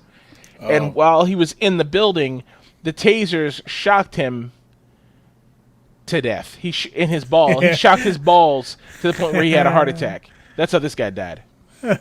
So he brought a weapon into the fucking thing, and it killed him. To his balls. Yeah. Yeah, Yeah, and this is the guy who was like, I have guns and ammo, you know, and they have a picture of him somewhere. Do they have a picture of him? I don't know. Oh, there's this guy. I don't know what this guy's deal is. Has anyone seen the pictures of Willie from The Simpsons dressed like this at the Capitol building? Yeah. Yes, but I don't know if it's fake, like drawn afterwards. I haven't seen that episode, so. I haven't seen that episode either, but when I saw this, I was like, is this guy doing a thing? I thought maybe he was doing a thing. You know what I mean? I couldn't tell. Anyway, all right, more left about them, and this is, I think the picture of him is in here. No, it's not. Okay, well, whatever. Neither here nor there. This guy, they caught his ass. He got locked up. He's walking away. That's Representative Pelosi's podium. Yeah, so I'm going to put this on eBay. Yeah. This is one of my favorite pictures. It just, there's a, I don't know. It has a certain je ne sais quoi. Yeah, I was going to say, je ne Michael, sais quoi. Yeah. There you go. Yeah, it has a certain there's certain irony to it that I just love. I love to see, and this is my Facebook banner page right now. That's Officer Sicknick again. Some of the damage right there. It's a hell of a last name, I got to say. As someone whose last name is Blower, but man, Sicknick. Yeah. Jesus. So I didn't find. There's a video of this guy. This guy's name is Bilbo or Billio or something like that. Do I have a picture of him in the act here? I do not. Okay, so he's the guy who was at Pelosi's desk with his feet on the desk, and he bled on her desk on this envelope. So he put a quarter on her desk and said, "Well, I'm gonna leave the bitch a quarter and take the envelope." So he took the envelope because he bled on it. And there's a video of him talking about it. I haven't been able to find that video, but it's a video recorded by some whoever, you know, talking about the whole thing. I'm sure it'll rise up again. It was on Twitter. He's a maniac. This guy's a total maniac. I mean, you look at him, he's got a shirt on. He's like, looks like a psychopath. Let's see. This is them on the steps, and this is actually the podium and stuff. And look at all the police up there. You know, and they're all watching. Like, this is not a space where you can protest. But the police are like, okay, it's happening. So this is the kind of scenes where people are like, well, what the fuck? I don't understand. You know? I mean, there's going to be a ton of recriminations from the upper echelons of the Capitol Police Department off of this. Did you read anything about, you know, they were like, oh, do you guys want us to send the National Guard? And they were like, nah, we're good. Yeah, I did. Yeah, they were, the National Guard was requested by Bowser, and they said no. Bowser said, we'll send you the D.C. National Guard, and they were like, no. Then someone from the Capitol Police asked the Pentagon to send someone, and the Pentagon said no. And then finally, like 4 or 5 hours later, the National Guard came out. Unarmed National Guard came out. Yeah, they weren't allowed to have ammunition. Why bother showing up? Yeah. They weren't allowed to share equipment with the police or... Yeah. You know, like, here's a riot shield. Like, nope. You know, like, none of that. Are they going to box the protesters to death? Who knows? I don't know. But this is, you think about what happened with the Black Lives Matter movement, with those protests. Completely different response. Mm-hmm. So, yeah, there's definitely an aspect of what Michael said, I think, is like, oh, we don't overcorrect. But then there's also, like, it seems like this protesters are being coddled, you know? That's the noose again. You didn't get any pictures of the people wearing the Auschwitz camp? No, shirt? I didn't. Or so there's one guy. It's like Auschwitz camp, and then on the back of his shirt it says staff. Yeah. There's another one. I forget what it's like. You know, like what would Auschwitz Jesus do? camp staff but like shirt. Yeah, there's like like WW whatever. But it's like 6W blah blah, and it means like 6 million Jews weren't enough. Like someone's wearing one of those shirts. Yeah, there you go. There's your Camp Auschwitz. Yeah, on the back it says staff, supposedly. It says back reads staff. It says that one, in like the 6 million Jews isn't enough shirt. Says that. I saw that one. Jesus Christ. So that's who these people, that's who these fucking people are. And your Confederate flag guy and everyone fucking else. You know, it's so fucking ridiculous, man. They're infiltrated, James. Did you hear that? Oh yeah. Yeah. These are all, these are all infiltrators. These aren't the real Trump supporters. Right. Yeah. Of course not. The real ones are level-headed, wholesome Americans. Yeah. Did you see the Tommy, whatever her name is, Laren tweet from like November? Oh God, what did she say? Didn't age well. I think I know what you're talking about. Yes. She said like, if Trump loses tomorrow, he won't. In parentheses, we're just going to go back to work like normal. We're not going to do anything crazy like the other side would do. And then here we are. Them going fucking ham. Camp Auschwitz. Nice. Work brings freedom. What the fuck? Yeah. All right, and then this is an interesting video. I'll just link this. We're not going to watch it. You need to hear it. It's 6 minutes long. But basically, this is a congressman. What's his name here? They're going to say his name. Here we go. I said it in the beginning. Yeah. Oh, they just said it. Yeah. So Connor Lamb, I think it is. Something Lamb. Yeah. Connor Lamb. So he's a Democrat from Pennsylvania. And basically, this is all about, because after this whole shit happened, the congressmen and senators had to go back to work. So they went back in until 3 a.m. to certify the election results. I did actually watch that. Okay. At like 3:30, I was watching Mike Pence read off the votes. Yeah, it's so funny he's reading his own names. Like, Michael J. Pence did not get the votes. Like, oh, okay. And they're what's the word? It's like traditional or ancient or like very proper phrasing. It's like all the votes seem to be accounted for, accurate, and in good form, like that kind of shit. Yeah. The it's so weird. I don't know if it's a good thing or a bad thing. The Senate and Congress is so full of that type of stuff. It's a bad thing. It is. I was wondering about that, and I was wondering, how do they learn all this shit? Like, they must have it. Like, it must be like there must be like a congressional historian who's like, okay, this is the wording or something, and maybe I don't know.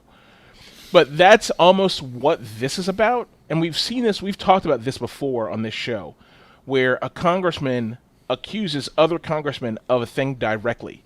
Mm-hmm. And so this guy, Connor Lamb, said, our fellows are liars. Basically said, these guys are lying, and they caused what happened today. And that almost started a fist fight. Oh, yeah. I had that link in here, too. Yeah. About that. Yeah. So this is worth watching. Sadly, they don't show the fist fight, but it's like, dude, it's sketchy. You know what I mean? To say the least. So I'll put this link. All these links will be in the show notes, guys. This is the last video. I'm going to play this video out just so we can see here. So this is, look. Do you see that? Mm-hmm. Let's go here. So, actually, can I maximize it? I can't. Okay. So, look at his knuckles. You see the blood on his knuckles? Yep. That's how serious it is. Now, they're inside a vestibule airlock at the end of one of those narrow, tight corridors we talked about. Okay? So, they're trying to get in.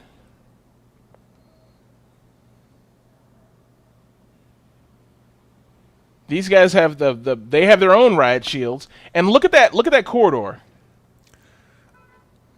Yeah. Filled with people, and they're pressing and pressing and pressing. Okay? This lady probably wants to get out. Oh yeah, for sure. This is a bunch of people being squeezed for anyone not watching. So here's the cop, and he's screaming right now. He's screaming. Look at this. They're trying to pull the guy's thing off. Yeah. So dumb. That the person whose hand is on the cop's gas mask should be getting like a gun barrel to the liver right now. Yeah, he should be getting shot. He should be like pop, pop, pop. Right down. So now look at the crowd rock back and forth. Yeah. So they're trying to push. So everybody in this line is just getting juiced. Mm-hmm. You know, simple as that. They're just getting fucking squeezed. And in the front of this fucking pile up, there's a cop stuck. And look at that. Yeah. And they're gonna show. There he is. You can't hear it. That's what I've saw. Yeah, he's screaming help right now. He's in a world of pain. He can't get out. That's the guy who had the gas mask on. Mm-hmm. Oh, so they ripped it off? Yeah. Look, someone's like, hey, are you all right? I don't know what they're doing to him. Yeah, who knows? Yeah, so that's fucking nuts. James, so I sent you 2 links. One's the Reddit data hoarder. All the Trump shit is all over the fucking main page of that. So there's, we're archiving Parler tweets. We're doing this. We're doing that. It's all over that subreddit. Also, I sent you a Snopes article. So it's 6 MWE. Is 6 million Jews enough? Oh my god. And so yeah, it's a Snopes article. They're like, is this a real thing? Like, was this really there? You're like, yep, it sure fucking was. And they showed the picture there of the guy just standing there, like, yep, in his crazy fucking shirt.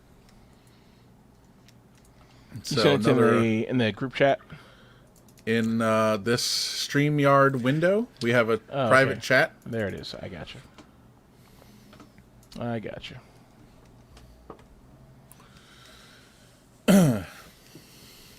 So yeah, crazy shit. These people, so if you scroll down, you'll actually see a big picture of the guy. Yeah, keep going. There you go. And this eagle thing, you can see a DC police car in the background there. Yeah, this eagle here is a like a. It's like the Third Reich, isn't it? Yeah, Third Reich symbology here. Eagle and holding. Isn't that a Nazi thing down there at the bottom, and like kind of half hidden? The swastika. Where at the bottom of the here? eagle? Yeah. Oh, like some of the points are cut off or something. I don't think so. I think what this is it's similar to how the U.S. eagle is holding a bundle of arrows. This is some kind of a bundle, and there's an axe inside the bundle. Oh, but this symbology, yeah. This reef with the thing at the bottom is Nazi symbology. Mm-hmm. Proud Boys Street Sweepers 2020. Great.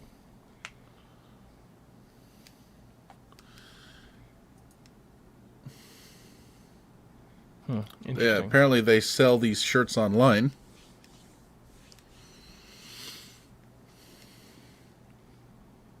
Do you think they're the attitudes of these 6 gentlemen would change if they were suddenly surrounded by 50 black Jewish men? No. They're like, whoa, don't be crazy.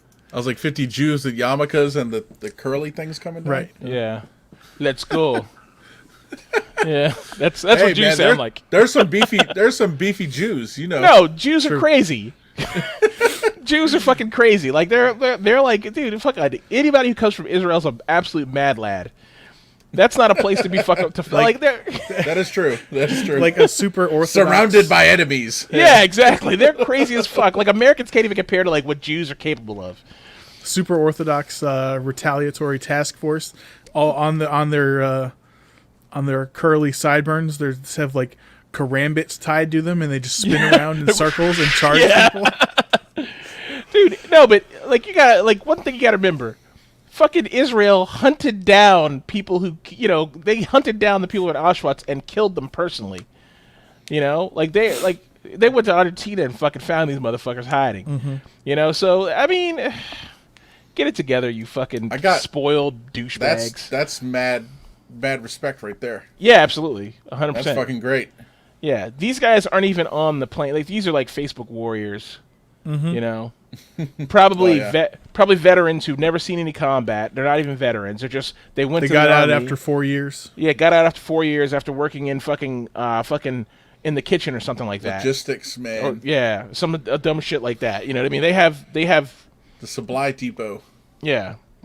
They have no concept of combat, and they're just here. They're just fucking pumped up fucking little boys, and but they're crazy and stupid enough that if 50 Jews surrounded them, they'd be like, let's go. You know what I mean? Like, they're all about that life. They're like, I'm going to bleed for the fucking America because America's an anti-Semitic fucking, that's what we are. We're new Nazi, the new Nazi order here. Whatever they think. I don't know.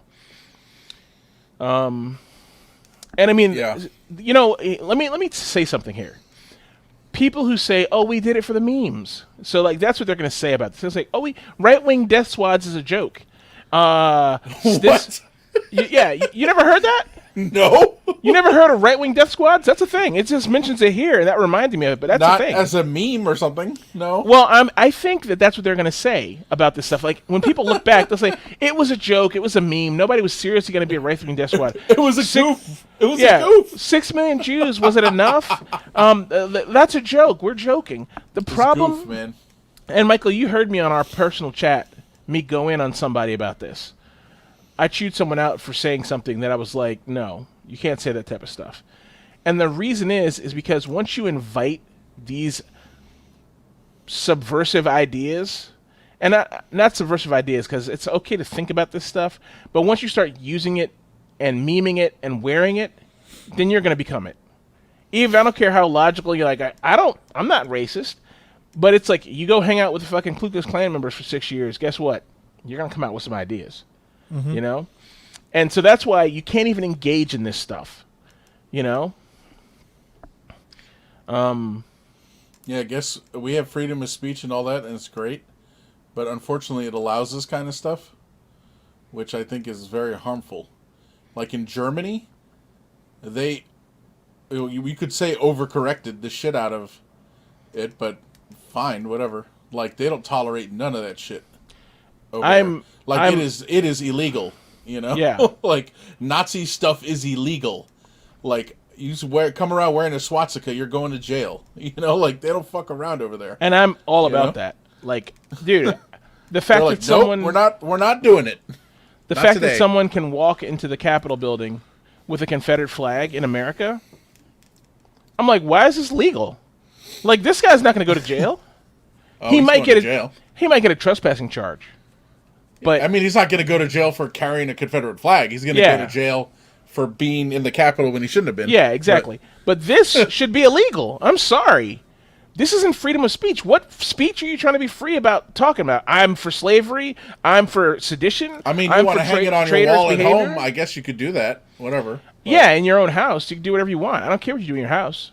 Yeah. But you're not going to do it on public property. That's how I feel. This. And look, the Confederate flag's a special case, right? It literally represents the enemy action against our country, in our country. It's sedition. Right. This my shouldn't mom be was tolerated. telling me that she heard something on, they had some expert on, and we all know that's not really the Confederate flag. It's really the Confederate battle flag, right? Yeah. So we all know that. But what she heard, it's like, it's not even really that. It's really a KKK flag. Yeah. That's really what it is. Yeah, it came after. I was like, what? I was like, I didn't even know that. It came after all that. Yeah, it came after the fucking Civil War, really. So that's fucking crazy. So we talked about this earlier. I just saw it here. This is apparently false. It's fake. Oh, okay. Yeah. There you go. That's too bad. Yeah, because you're like, oh shit, what? Like. Yeah. Dude, honestly, I mean, this whole shit is horrible, and fuck all these people. But the whole meme or whatever, where it's like, steal his look, and it's like, that's hilarious. Yeah, it is. It is hilarious. I've not seen that. Yeah. Oh, at least it doesn't ring a bell. You can send me something. Oh. Well, have you ever seen that meme? Like, steal this look or steal his look? Doesn't come to mind, so maybe perhaps not.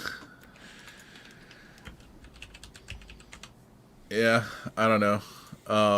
You can find it. Send it to me later. Yeah, we'll find it later. We can send it to you. But yeah, that shit is fucking crazy, man.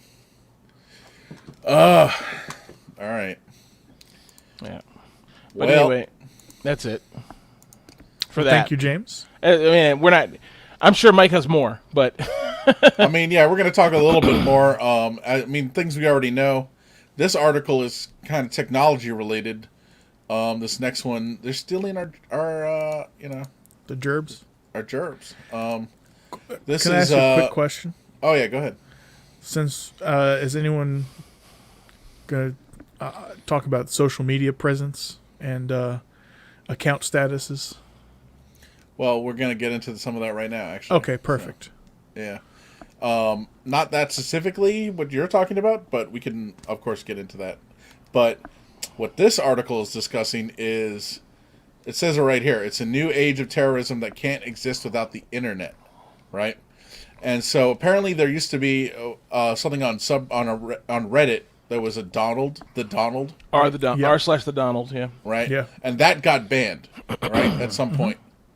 So now there's, right here it says the Donald.win. That's a website, apparently, a forum where people go and, talk about all this stuff. And apparently a lot of what happened on Wednesday at the Capitol was talked about and coordinated both on the Donald.win and on Parler. So we mentioned Parler earlier, but if you don't know what Parler is, it's spelled Parler. And it is another social media site very similar to Twitter, I would say. It's, they don't specifically say it here, but it's really aimed at, I would say, or it's really mostly, I'll say it's used mostly by right-wing conservative. Yeah. I mean, and it was made by a right-wing conservative guy who made it in reaction to Twitter. Right. Censoring. Okay. So there you go. And A higher ethical standard.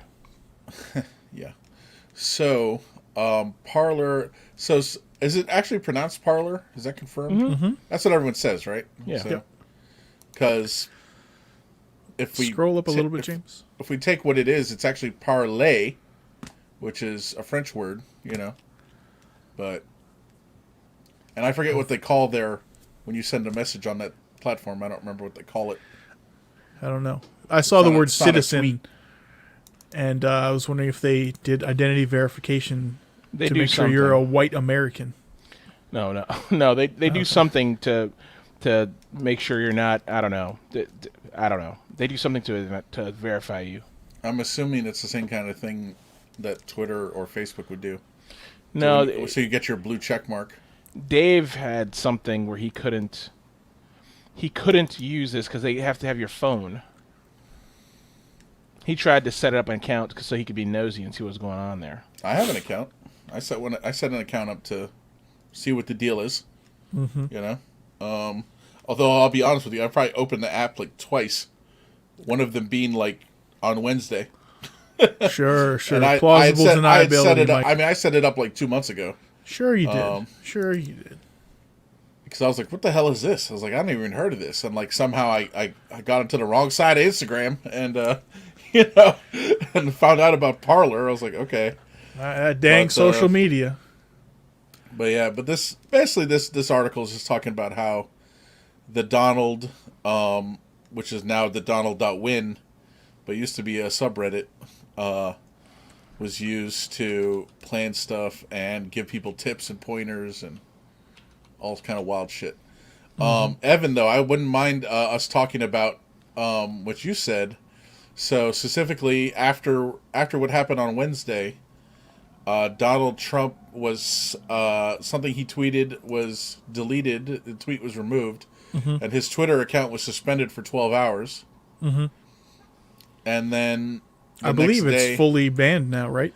Well, yeah. So then the next day, Thursday, I don't know if he tweeted something else, and they didn't like that either. So they removed those tweets, and then they said, you know what, we're done, and they just suspended his account. I think indefinitely now at this point. Yep. And then as have other social media sites. Yeah, and then shortly thereafter, Facebook, which also owns Instagram, banned him as well. So Facebook and Instagram, he's banned from those as well. Yeah. I think he tried to tweet from the official POTUS account. Yeah. And those tweets got removed immediately. Yep. So And I thought believe that was- other associates' accounts trying to evade ban, which is another TOS breaking act. Let me ask you guys a dumb question, and maybe I'm not seeing the full whatever, but couldn't he just go on TV? Couldn't he just have a press conference or something? He could. Really quickly, read this. I'm so sick of people saying this is terrible for our democracy. And this is on the Donald.win. I don't give a fuck about democracy. I care about the God-given individual rights that are supposed to be protected by the Constitution. Democracy is a fucking mob rule that leads to socialism. What? Do you see how the idea of what democracy is now shifting? They're shifting it. They're changing democracy. Democracy is now a dirty word. This is more of the cognitive dissonance you mentioned earlier. Yeah, but I'm just kind of shocked that they would now relate democracy to socialism. Like, what's left if there's no democracy? The person chosen to lead the country by God himself, of course. Yeah.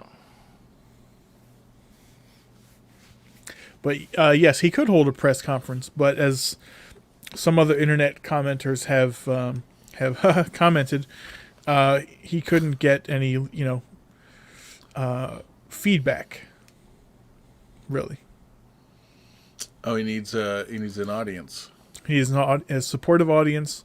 Also, some it was said some reporters might ask him unfavorable questions if they were allowed to talk or be present or anything. But yeah, he could.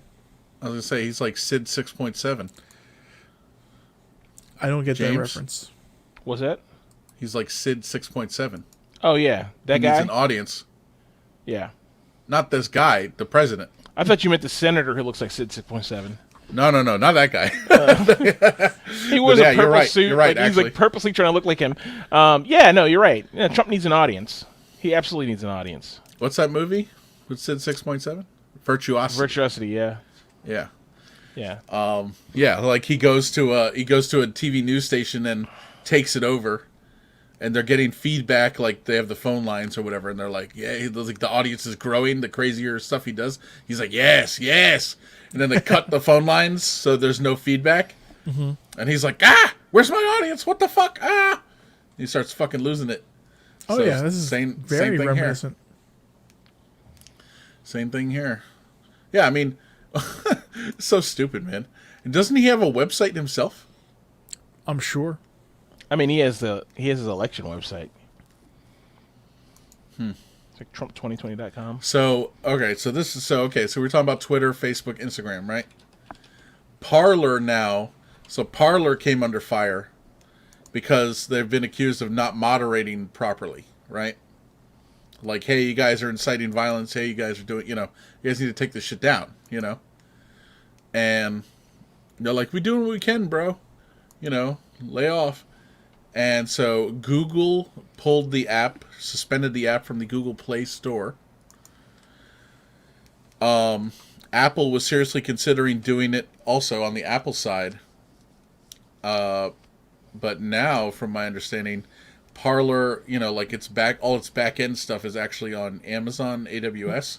Yeah. Right. And now Amazon has said, all right, Parler, we're suspending you. Mm-hmm. You guys are done. Now, the backlash I've heard from the conservative side is there's two. The first is, I mean, they're all part of the same thing, but it's if they can censor the president, they can censor all of us, man. Blah blah blah. Free speech. Blah blah blah. Okay. And then the other part of it, they're blaming big tech. Like Sure. big pharma, or big government, or big anything else. I was like, big tech. I was like, is that a thing? I was like, I guess it is, but I mean, it's funny. convenient. I don't know. It's convenient to blame them when they do something you don't like, but you're fine, using their services, before that happens. And also, right. So like I mentioned, the three things that people have never actually read. The First Amendment is one of them. Mm-hmm. And free speech does not really apply to private companies. Yeah, exactly. True. Yes. Exactly. Everyone's like, free speech, man, free speech. It's like, that doesn't apply. It's like, you don't know what that means. Yeah. To a fucking private company. It applies to the government only. Yeah, go on a street corner and then yell out all your shit. That's free speech. Yep. Don't go into Facebook offices and do it. You're fucked. And the only thing that you're guaranteed then is that a government representative will not arrest you for saying what you said. You might still get punched in the face by someone. Yeah, exactly. Exactly. And but James, if they don't have a platform left, what are they going to do? Dial in the cold? No, I mean, you know what they're going to do. They're going to go to some place like Donald.win, the dark web. There's a new platforms will spawn every fucking week with more places where these people can spout their craziness, because this doesn't go away. It doesn't go away. It's going to continue to be a thing. It's going to continue to live. You know? So we've heard, I've heard that this is, you can compare a lot of this to a cult. Mm-hmm. Yeah. Do you guys think that's accurate? Yeah, I think that's it. That is what it is. Yeah, it's very fair. It's interesting. We were actually talking about that last night, and we were like, yeah, it's pretty much a cult at this point. You know what I mean? Yeah. Like Donald Trump has very little. He has very little to do with the guts of it, except that they're a base that he riles up when he needs to rile them up. You know, he'll tap them again so that he can get them to pay $15 a month for the Donald TV or whatever, the Trump network or whatever he's going to do after presidency. And maybe he'll tap them again when it's time for his daughter to run for office in 2024, or he's going to run again, or whatever is going to happen, you know. But he doesn't actually care about them eating themselves, you know, or they're destroying their families or alienating themselves from the rest of their own personal real world. We know that, James. Yeah, he doesn't care about that. Why would he care about any of that? I mean, yeah. So it's a cult.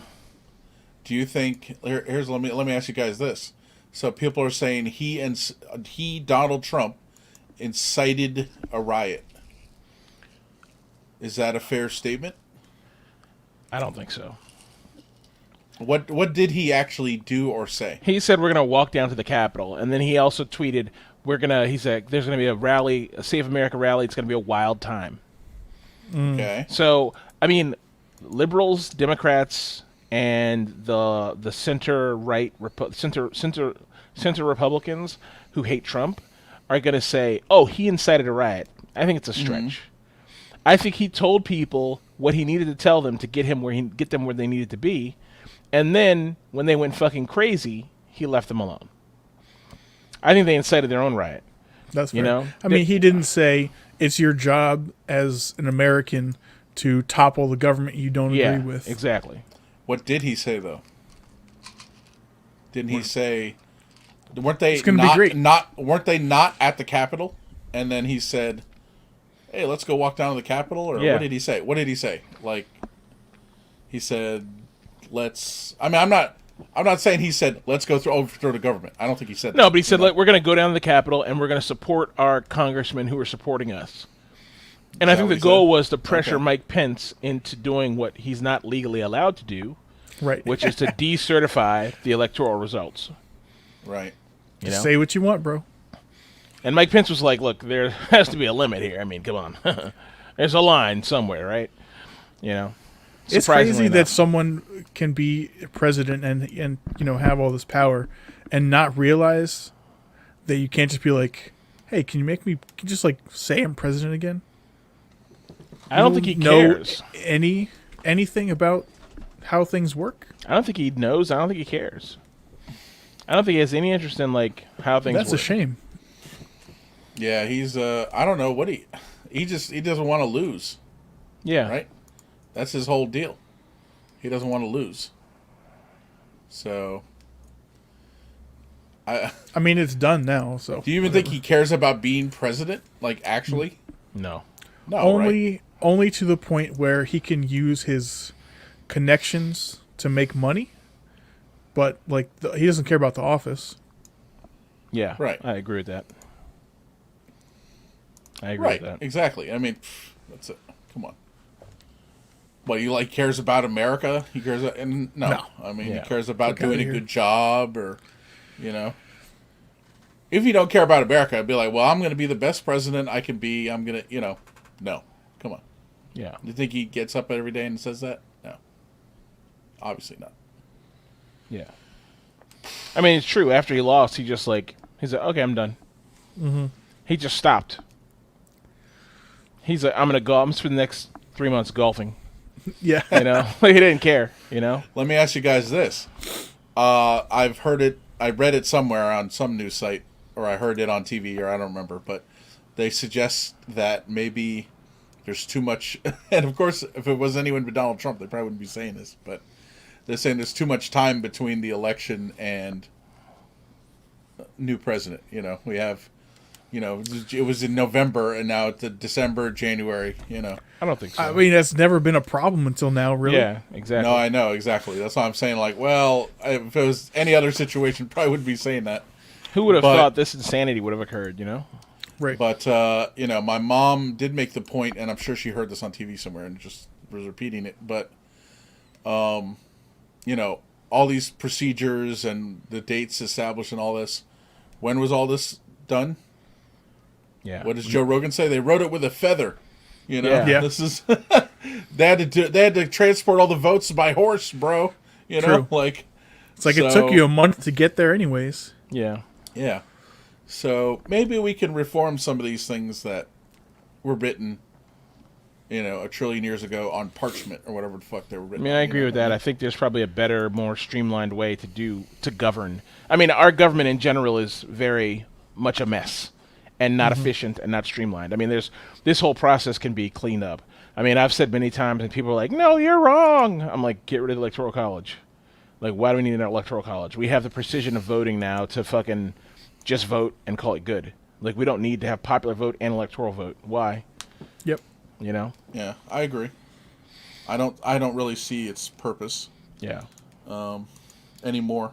Maybe Yeah. it served a purpose a million years ago, but It did. not now. Yeah. All right. So we had that story about online forums and whatnot. Let's see. What else do we have? Oh yeah. Put your dukes up. We already talked about that, right? The fight in the on the Senate floor. In the yeah. I was gonna say in the Oval, no, but yeah. I mean, it's about like time you that said- we start catching up with, the parliaments of Singapore or India or whatever, fucking beating each other with shoes and like Yeah. full on brawls. Dude, that's honest street right there. That is fucking. That's Yeah. truth in politics. Those are passionate and politicians. ass whooping. Well, what didn't they used to do that back in the day? Like, all right, we're gonna meet in the street and have a duel. Yeah. Yeah.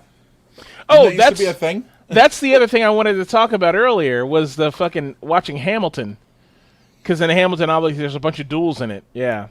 But yeah, Oh, they used yeah. to duel. Like, dude, fucking Aaron Burr and Hamilton. Hamilton did not. Aaron Burr was trying to run for president, and he just needed Hamilton to be like, "This is my guy," and Hamilton was like, "Get fucked, dog." So Aaron Burr was like, "I'll see you at sunset out in the field." I was like, "That's what y'all doing for?" Like, can you imagine? Now these guys are like, "Don't fight in here, dude." These motherfuckers were shooting each other back in the day.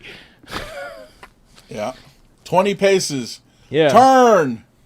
Aim. Can you imagine? Yeah. It's the only honorable thing to do. A fucking duel. It's crazy. All right, so put your dukes up. But like I said, we already talked about that. Connor Lamb and objecting to the senators from Pennsylvania. Yeah. I should say the representatives from Pennsylvania about their objections to the votes. But whatever. Yeah, that's fine. Let's go on to James. I had you watch this video, and I think Evan, you already knew about it, or you saw it. This woman, Mia Ponsetto. This is taken away from the world of Trump, and politics, sort of. this woman in New York City, there's a video of her basically attacking. She's 22. She basically attacks a 14-year-old boy and says, "You have my phone. Give me my phone back." And it turns out, of course, he doesn't have her phone at all. It's his phone. She had left her phone in an Uber, and then it was returned like minutes after this by the Uber driver. He's like, "Oh," and he came back and like left it at the hotel for her. I mean, you can't just like look racism aside and shit, and online, 15 minutes of fame aside, can't you just look at the home screen and be like, "Oh, that's not mine"? Dude, who knows these fucking people? What do you mean, you people? Yeah, exactly, Mike. Huh? You people. So A, this is all crazy. Then B, she does an interview with Gayle King from CBS News, and it's just precious. Yeah. She's very well spoken. Yeah. If you want to see something that's like, what the fuck, watch this interview. Gayle King gets all the fun ones. She had what's his name before? Yeah, R. Kelly, who's absolutely lost his mind, and then this chick. Yeah. Yeah.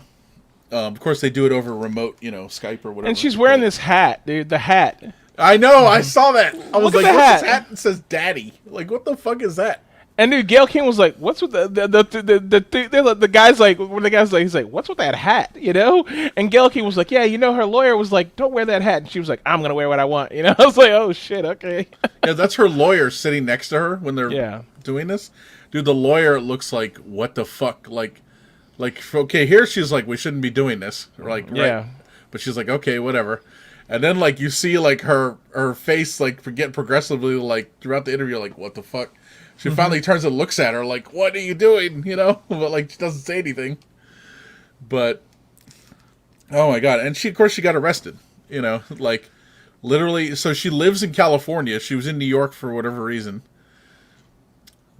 The Los Angeles Police Department arrested her, I think, or no. Actually, James, you'll like this. The Ventura County Sheriff's Office, I think. Yeah. Detective Seebeck went and arrested her. And they had to pull her out of her car. And then detectives from New York came and got her. Watch the lawyer. Okay. Yeah, look at this. This is great. The lawyer's like, no, stop. Stop, what are you doing? Because she goes to Gayle King in that moment. She's like, enough, Gayle. Gayle. Is this what happens when you can't beat your kids anymore? I don't know what this is like my favorite saying in the broader terms, bad parenting. Yeah, I don't know what this is, honestly. I have no idea what this even is. James, were you struck as a child? No. Well, yeah, I was. I was spanked. I got spanked. Okay. He's But like, I don't. He's like, I wasn't punched in the face. It's like, shut up, boy. It wasn't like that, Yeah. I don't know that this was. I don't know what creates a person like this. We have a few friends who are on the border of this type of behavior, but they are like more rational. So it's like some of our friends take away all the rational behavior, and you're going to get this personality, And so we've seen this before, but we've never seen it to this extreme.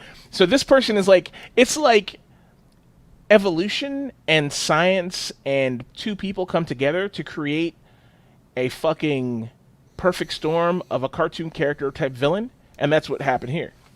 And she's an asshole. She's just a born asshole. I'm guaranteed she's an asshole in her entire life. Anybody who sits in an interview with Gayle King says, I think I'm a sweet person. There's something wrong with you. Because nobody says they're a sweet person. People are sweet people. Or they're not. Mm-hmm. Crazy shit, man. Yeah. Crazy fucking shit.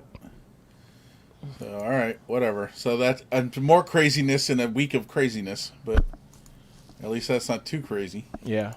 I worry about, like, where this is just the 6th on. I'm worried about what's in store for us next week. What's in store for us on the 20th. When Biden becomes president. I think that's... Donald Trump said before he was deleted off Twitter that he said, I'm not going to be at the inauguration. Yeah. Someone said... Okay. Someone said... So they were saying Good. before, like last Good. year, they were saying, oh, Donald Trump has to be at the inauguration. It will give legitimacy to Biden. The thing is, it will give legitimacy to a group of people who don't care. Because they're like, Trump's our president. Mm-hmm. So at this point, I'm like... And at first I was like, yeah, he has to be there. It's part of the process. Like it's historically how it is. He needs to be there. Now I'm just like, no, he doesn't need to be there. He's invalidated. Just fucking on the 20th. Why would he need to be there? I mean, does he have a contractual obligation to be there? I don't think so. Right? I think most presidents are there. You know what I mean? I think that's how it is. They said, counting Trump, this will be the 4th time a president has not been at an inauguration. That's it. 4 times. Yeah. Mm-hmm. In the whole history of our country. Not that we have a million presidents, so we're at 45, right? This will be 46. So still, what, like 0.5%? Not good. 2%? Not 1%? good. Not good. Yeah. Yeah, it's fucking nuts. Yeah. All right. Yeah, that's all. Well, that's all I want to say about that. Yeah. So Okay. That's all we got there. Cool, So man. I will add this to what I said. What I was going to say earlier. When we were at the house, at the beach, at the cabin, I watched, because one of our friends is obsessed with Hamilton. I watched Hamilton. If you haven't seen Hamilton, it's worth your time. Not because it's a true accounting of how great Alexander Hamilton was, or because, yeah, I know, just made up a guy. Not because it's like a perfect accounting of his life. It's not, Alexander John Hamilton. Yeah. Yep. Not because it's an excellent play. It is a great play. It is an excellent play, I'll say. I think that's fair. But not because that's not why you should watch it. You should watch it because I think, as an American, his story is an extremely American story. It's what we like to think is an American story, right? The upstart, scrappy, the scrappy immigrant comes from nothing to be a founding father of our democracy. Like, that's a very American story. And he's a flawed man who does all kinds of fucked up things and tells people fucked up things and gets his son killed with fucked up advice and then dies himself with fucked up advice. So he's flawed individual. But I think the most powerful thing about the story is that it's a very American story. And, dude, like, I watched it, I fucking cried. Not because of Alexander Hamilton, but because I was like, this is how our country came to be. It was impactful, And it's very interesting for these times right now to watch that, and like the Capitol and Hamilton and all these people, and they existed, you know what I mean? And we celebrate their achievements, but then we also do this. At the same time, we do this. We do what we're doing. And people say, it wasn't Hamilton who said this, was Jefferson. We have to refresh the tree of liberty with the blood of patriots and tyrants alike, And that phrasing is used out of one side of your mouth to say, yeah, we need an insurrection. And the other side of your mouth, they say, no, everything is, America's just perfect how it is. It's, I think, I don't know, man. I don't know anymore.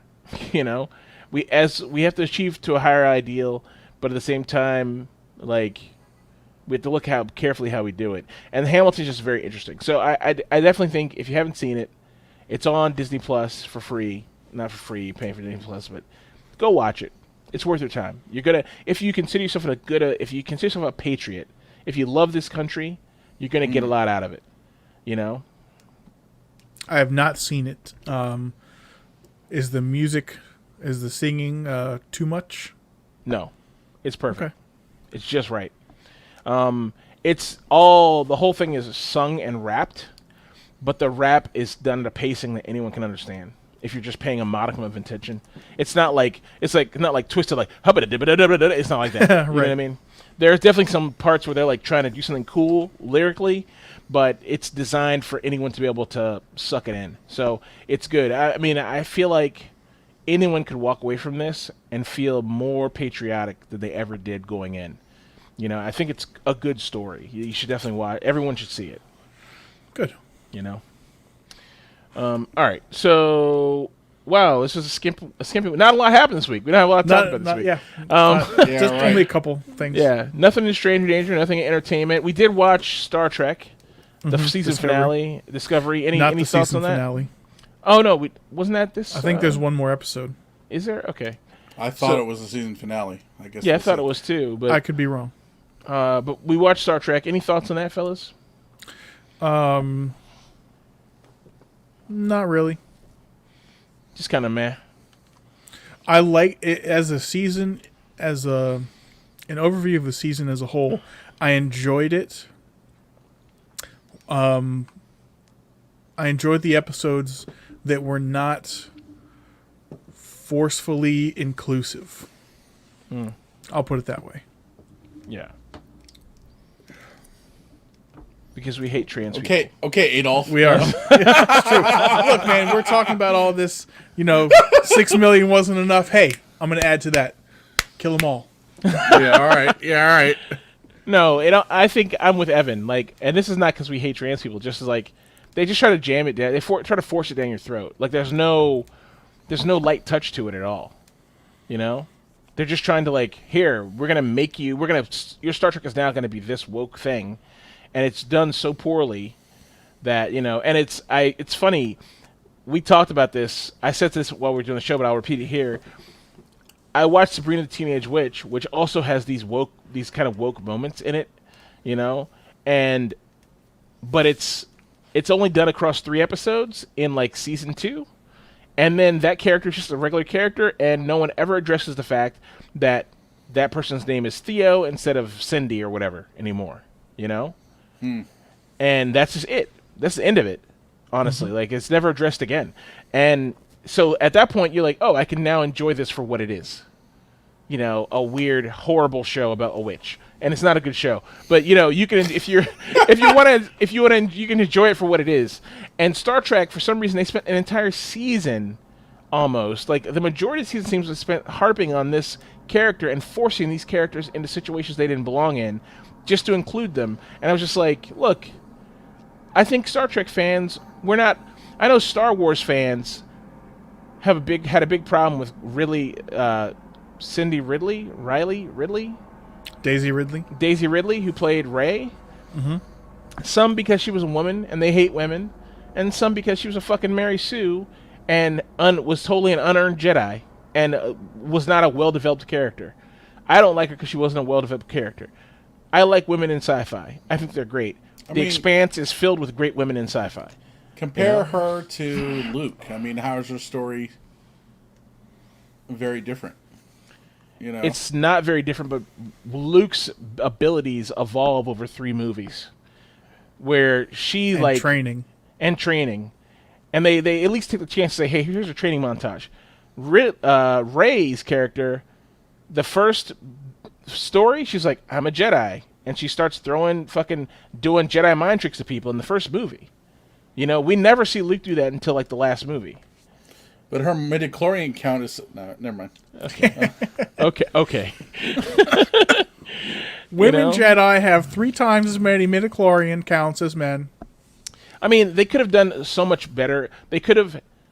And I don't think she's a bad actress. I think her character's poorly written, and not enough effort was put in. They were more interested in we're going to get a woman in this character than they were in saying, we're going to put a great... Like Gal Gadot's Wonder Woman in the first Wonder Woman movie. Excellent. Well done. Well developed. Interesting. They didn't do that with Rey's character, and they didn't do it with Michael Burnham, and they didn't do it with Adira, and they didn't do it with Grey. They just said, here are characters for inclusion's sake. We have 2 gay guys, trans person, non-binary person, black woman. And it's just everybody else fades into the background. Mm-hmm.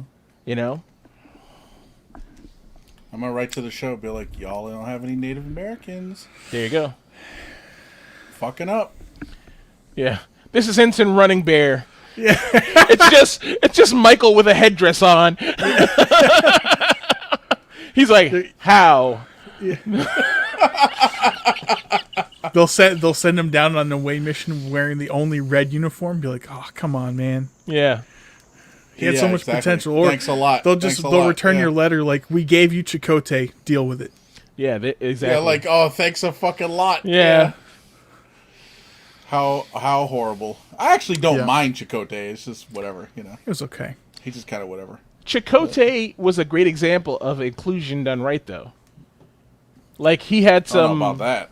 Well, no, because think about it. We're used to, like, meeting alien species, and them having their little species quirks, right?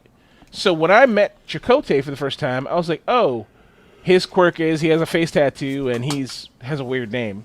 And I was like, okay, whatever. And then every episode, every now and again, something would come up about him. He's like, oh, yeah, I only pee sitting up or something. I don't know. But some species standing down, I like that. Yeah, some species quirk would come up that would be like a his new thing. option.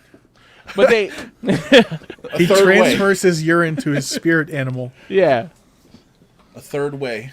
Yeah. But yeah, so I think they did a good job with him. Like, they didn't cram him down our throat and be like, I'm a Native American. I have, it wasn't like that. You know what I mean? I liked his character. I didn't necessarily love the actor playing it. Yeah, sure. But that's... kind of wooden. Yeah. What about the other Star Trek? The original series? Yes. It's pretty good. So we watched a month ago, I don't know when we watched it. We watched season 1, episode 0 of Star Trek, the original series. Right. And now this time we watched season 1, episode 1, The Man Trap. Right? Mm-hmm.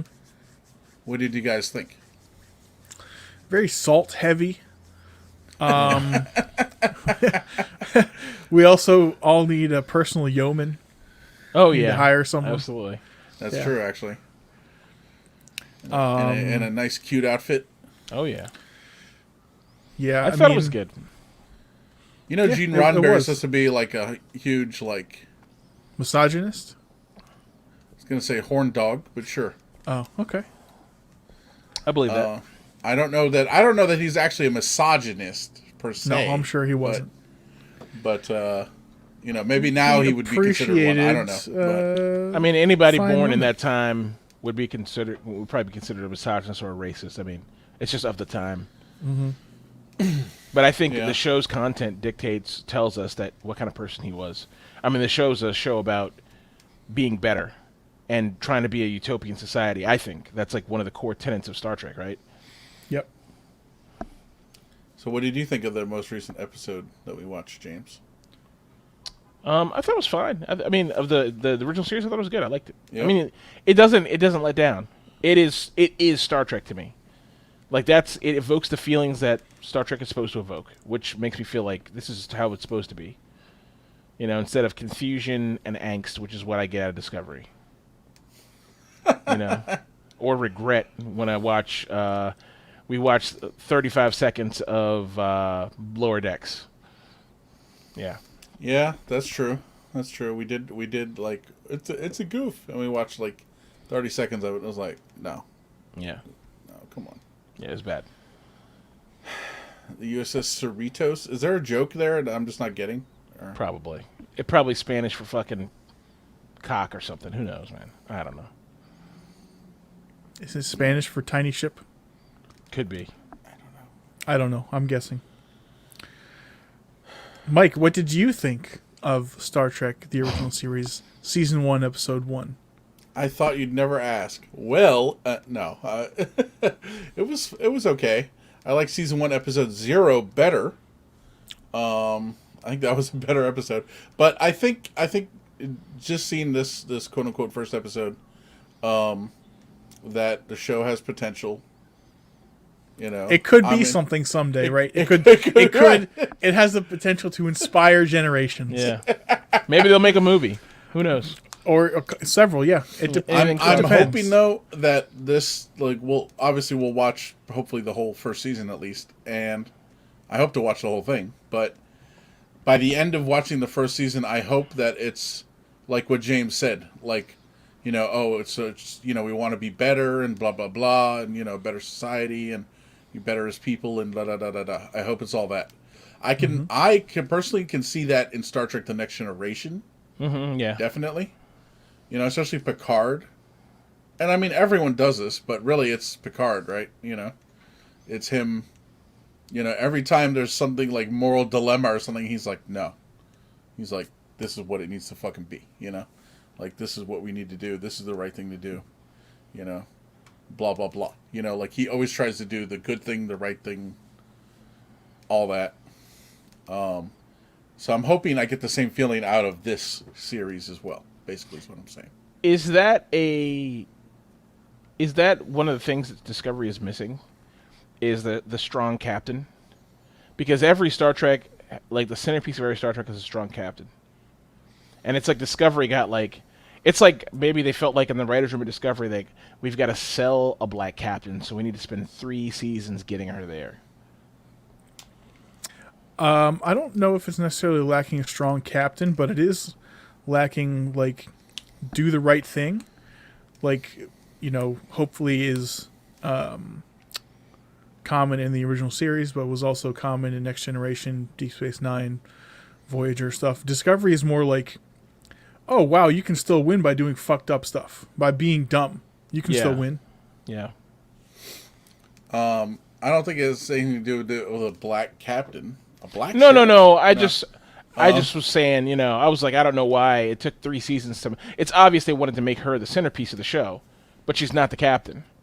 Because there's obviously Deep Space Nine, and I guess he's not a captain initially, but they upgrade him at some point. What is he, commander? Right? Correct. But he always has this strength of character on the show, right? Like, he's always like, yes, you could clear like he calls the shots at all times during the show.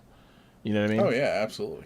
And I mean, I forgot that he wasn't captain, for forever, like quote unquote. But yeah, he's captain. I mean, it doesn't have to be black. Yeah. I should have said black. I mean, that implies I think this has something to do with that.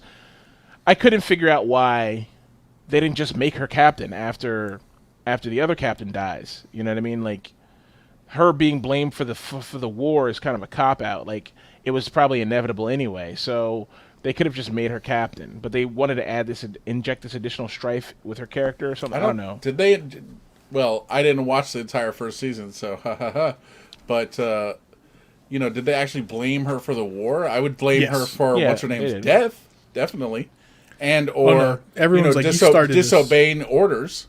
Yeah, they she definitely did that, but the mutineer. Yeah, everyone thinks it was her fault. Yeah, they all blame her. I'm sure they gradually forgave her in the second season. Okay. Even still, that's like hanging over her the entire time, is that it's her fault. Is she did it, Mm-hmm. So, anyway. All right. I do have something to mention. Yeah, go for it. Not necessarily a product review, but I'll show something off to you guys. James, one of your friends recommended that you buy this mouse, the Logitech G Pro Wireless. Okay. I believe. He said it was like, oh, it's a game changer. Yeah. Well, another game changer is what we use for our headphones, these little magnetic charging tips, which you see I do not have in right now because I found this charging dock on Amazon. It's that's the wireless receiver for it plugged in, and you can just set it like that to charge. It sits on your desk nicely. Oh, that's great. And it works on many versions of Logitech wireless mice, including my brand new toy, the G Pro Wireless X Superlight. Nice. I see the mouse wheel looks like it's hollow there. Yeah, the other one is as well. It's just not easy to tell because of the color. Okay. Very cool. You're muted. You lost your audio there, buddy. Nope. Yeah, Evan will sort that out, and we will keep going up. I'm adding a little thing here for Discovery. There's a mute symbol on your thing. Yeah. Well, anyway, so so Discovery bad, original series good. Yeah, I guess that's fair. I think I stand where Evan stands. Overall, the series, the season. I mean, we all like Discovery, right? We like the You concept hate of it. it. You I do hate Discovery. it, but I also like more Star Trek. It's like you fucking hate Discovery. But Can you hear me now? Yeah, Yes. we got you. Okay. But I think we all like more Star Trek, and I think that the concept of Discovery is a good concept. Like the whole Black Alert, that's fucking shit's cool. No, it has cool stuff. Yeah, but there's parts of it. I guess there's parts of it we don't like. Right? Dude, Stamets. Which is fine. I love Stamets. I love Sexy Wilson Cruz. Fucking, that's a handsome man. You know, he's gonna go up to my top of the list of might be gay for. You know, above Brad Pitt. I think that's fair. All right. Yeah, man. Tilly, fucking Captain Killy, Ensign Tilly. Give me more of that. I love there's something like a thick white girl. You know. Now, James, I'm going to give you appeal to my blackness. Very difficult choice. Okay. If given the opportunity of only one, would you be with Tilly or Owoshikun? Ooh, that's hard, man. Because she's strong as well. Owoshikun's black butter, man. That's a nice girl. Yeah. That's nice. She's my choice. So I love me some Owoshikun. Oh no, I like the fake Arium. I mean, which one? But she's kind of bland. But you know, I guess I like bland girls. I don't know. They haven't done anything to develop her character. I think someone in the writers' room we have to fill Arium's slot with somebody. Well, her and the other one with the I'll say the lazy eye. It's not the lazy eye, but you know. Oh, I like Detmer too. I don't like Detmer, the little side story they had with Detmer that they did nothing with. Yeah, that went absolutely nowhere, by the way. That was like an abandoned plot point, you know? But I do like Detmer as a character. Yeah. I like Detmer. I like Owoshikun. I think the black guy who works on the deck, on the thing, on the flight crew, I think he's cool. What about the Asian guy? He's cool too. I like all these people. The problem is they don't do anything with their characters. Mm-hmm. None of their characters have any growth. The most growth... Frogman. Oh, Linus? Man. Linus is the hero of that show. He's like, whoa, this is the fucking god room. And I was like, oh. Why didn't they keep the Linus gag going the whole rest of the season? I don't know. What if Giorgio stole his eyes, or he hit his personal teleporter right when she went through the portal, so he's with her now. That'd be something. He'll the first episode of Section 31 show or whatever. He'll pop into the bridge, be like, "What? Where am I?" Yeah. What about Osira? I don't care. I know you like Osira, but I don't care. I don't like the green villain. Puffiness. I don't she's a cartoon villain. I don't care about her. It's true. You know. That is fair. What about her lackey? Her cousin? Wheelchair guy? No, the other one. Oh, Frozen Handman. Yeah. Well, he's dead. Yeah, I didn't remember. Well, yeah, so is she. They only had him for one episode, right? The Frozen Hand guy was one episode. Two. At least three. Two. So, look, here's one thing I'll say about the whole Emerald Chain thing. They paint the Emerald Chain as the big bad of the future, but then when Osira dies, the whole thing falls apart. Mm-hmm. I mean, and now the Federation is going to come back and take over again. That's that last episode we saw. Mm-hmm. It seems like all this hype. I was looking forward to seasons of Emerald Chain fucking bullshit. Let's meet a worse person than Osira. They spent a whole season building up Osira. If they were going to dissolve the Emerald Chain, Osira's a one-episode villain. You know? But instead they spent 4 or 5 episodes building up, and she's the big bad for the whole rest of the season after that. And then she just dies like a chump, and you're just like, okay, and the whole thing dissolves all of a sudden. Really?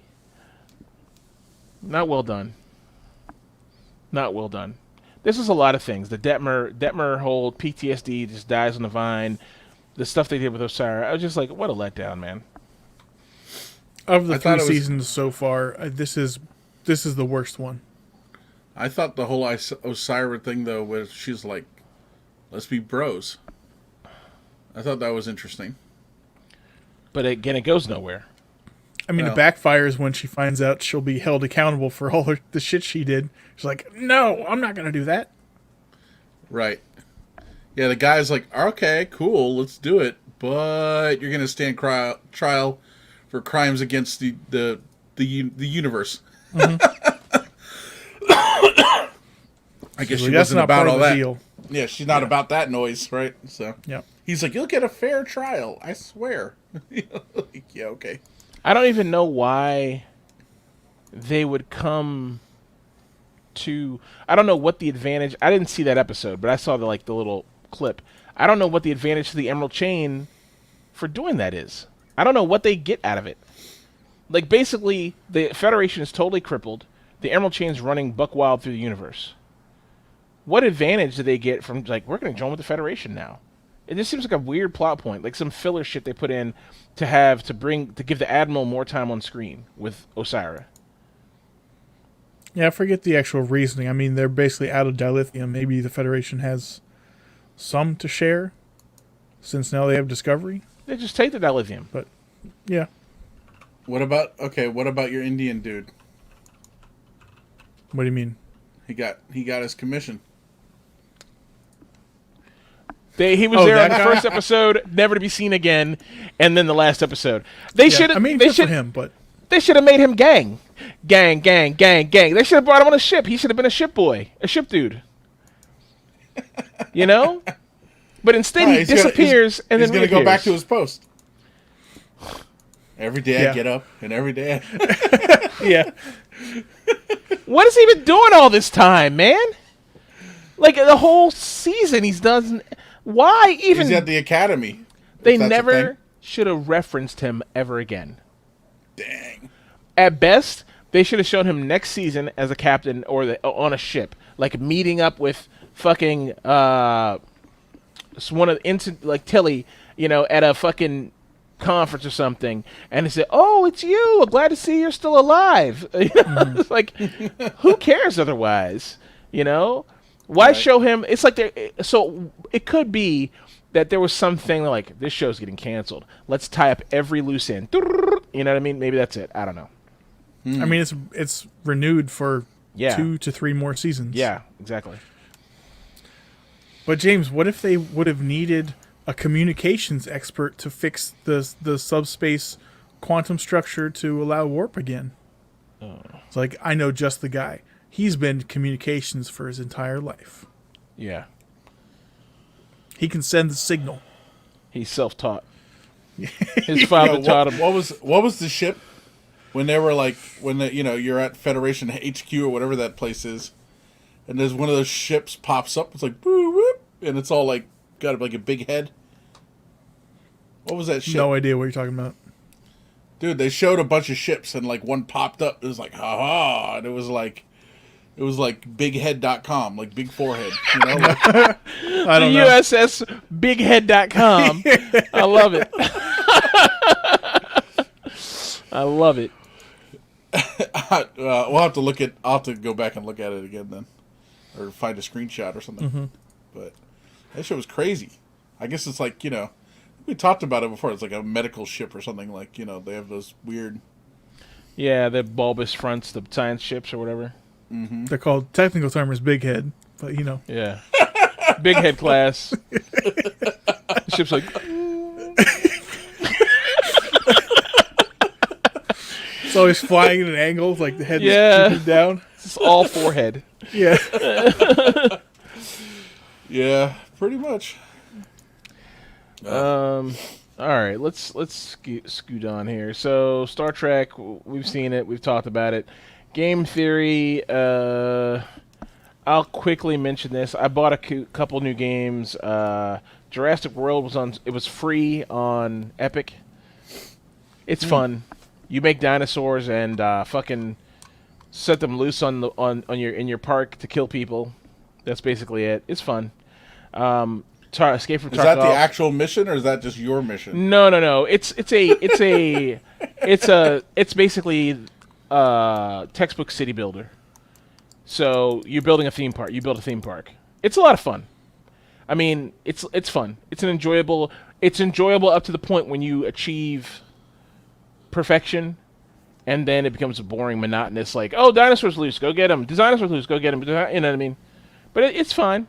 It's fine. It's a well-made game. It has some issues, but it was free on Epic. I don't know if it's still free anymore, but it was free on Epic before. So if you're looking for a little city builder, it's a fun game to play. You know, the graphics are good, and it has all the dinosaurs. If you're dinosaur obsessed, which I'm not really, but if you're into dinosaurs, that's the game for you. It has all the real dinosaurs and a bunch of fake dinosaurs that are like designed with like this genome and that genome, and it's cool. That is fucking cool. Can That's you the cool thing about crossbreed your own? Yes. Ooh. But it's not so much crossbreeding as it is you take the gene, do gene splicing or something like that. Okay. Yeah. So that's Is cool. it like, I'm sure it's not accurate gene splicing. Like imagine combining Jurassic Park with Kerbal Space Program. Yeah, no, it's not like that. Not at all. That'd be a It's great like it's game. just a giant foot with a mouth. What did Yeah. you do? Yeah. Is That'd be a Paul great Walker game. or Denise Richards involved in this game at all? No. Paul Walker? I'm pretty sure he's dead. Long time. Yeah. All right. Was he in? Mike, Was he involved in is Jurassic this Park? new to Mike? Tammy and the T-Rex. Oh, Oh, no. Wow. no, neither So of them far, involved. nice. You pulled that like so far from left field. Dude. Just escapes That's everyone. Michael's known for good pulls, though.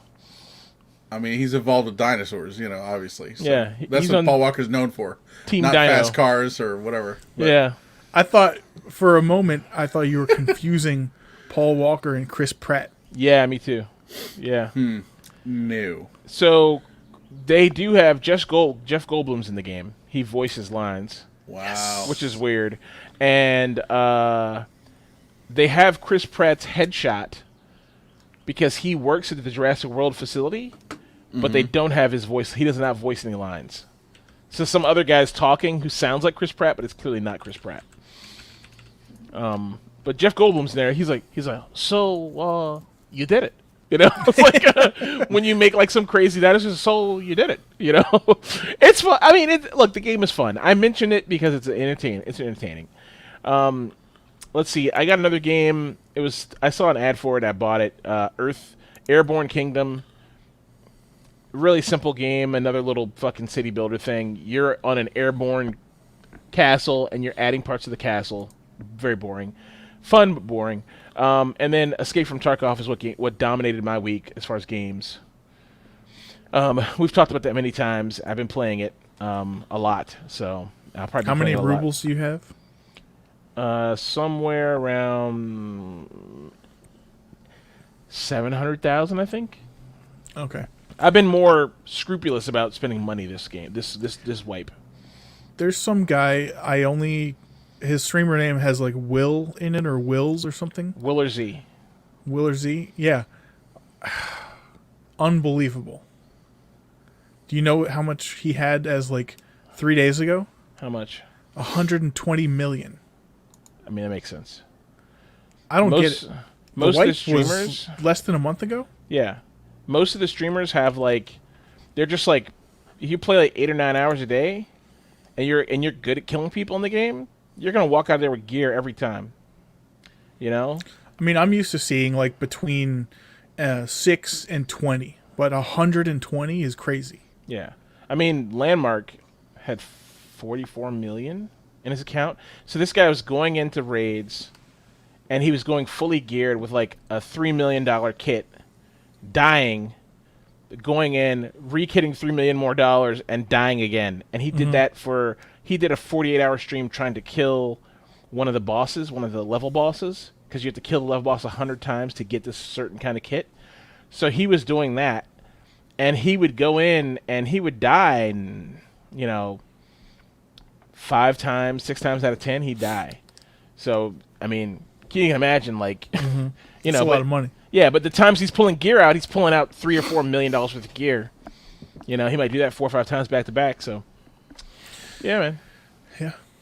I'll be lucky if I can break 3 million in the entire wipe through the next 9 months. I believe in you. Yeah, Hey, You James, just got to go sorry. get your stuff, James. yeah. What was exactly. the game called that you are playing? Jurassic World. Jurassic World Evolution. Yeah, that's it. That's back up to $45. Okay. Yeah. If you like city building games, it's worth buying. And there's a lot of there's like 3 or 4 add-ins that you can buy with it that add different types of dinosaurs, and they add different paints and skins for dinosaurs. It's a fun game. I mean, I think a kid who's obsessed with dinosaurs would love this game. It's a fun ass game. So you as a grown man think it's a good game? Yeah, I enjoy playing it.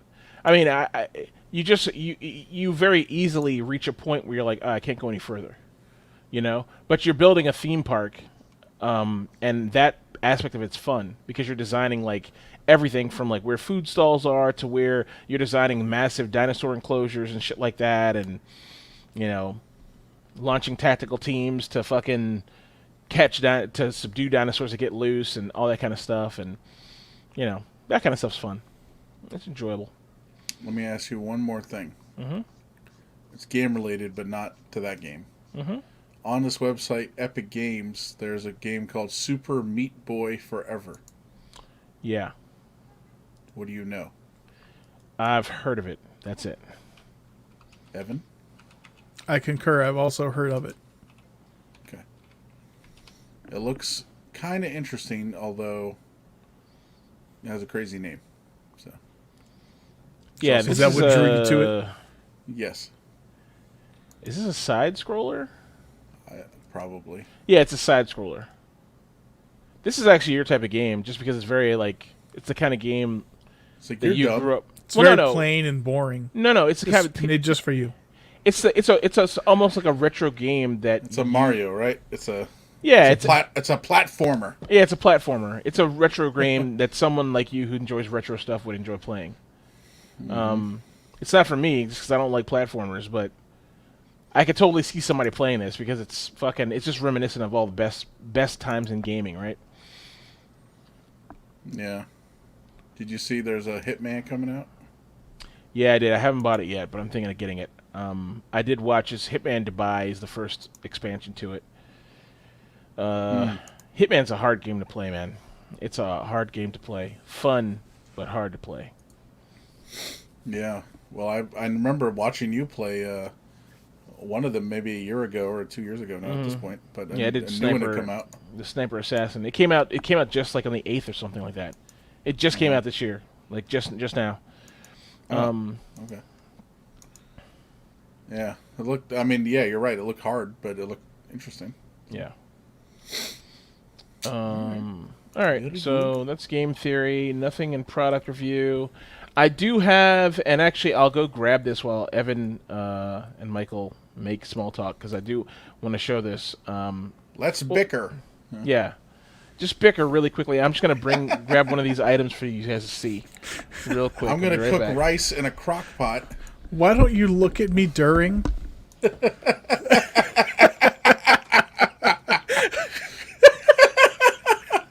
That's great. That's a good one. I haven't watched a good Family Guy episode in a long time. They still making them?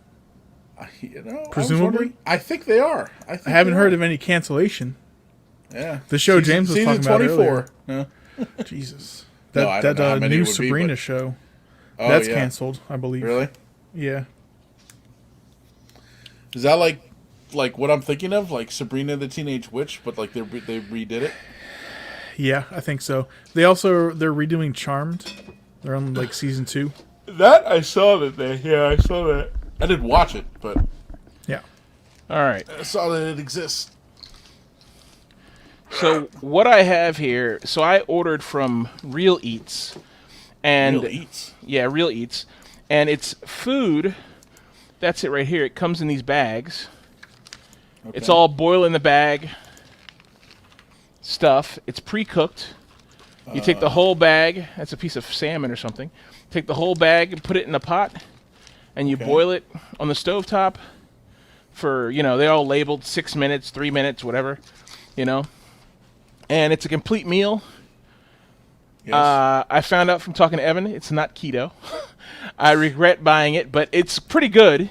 Some of them may be keto, allegedly. Yeah. If you're in a pinch for something to eat, and you don't want to cook something, but you want a gourmet meal, this isn't bad, actually. And the price is not bad. Where did you get it from?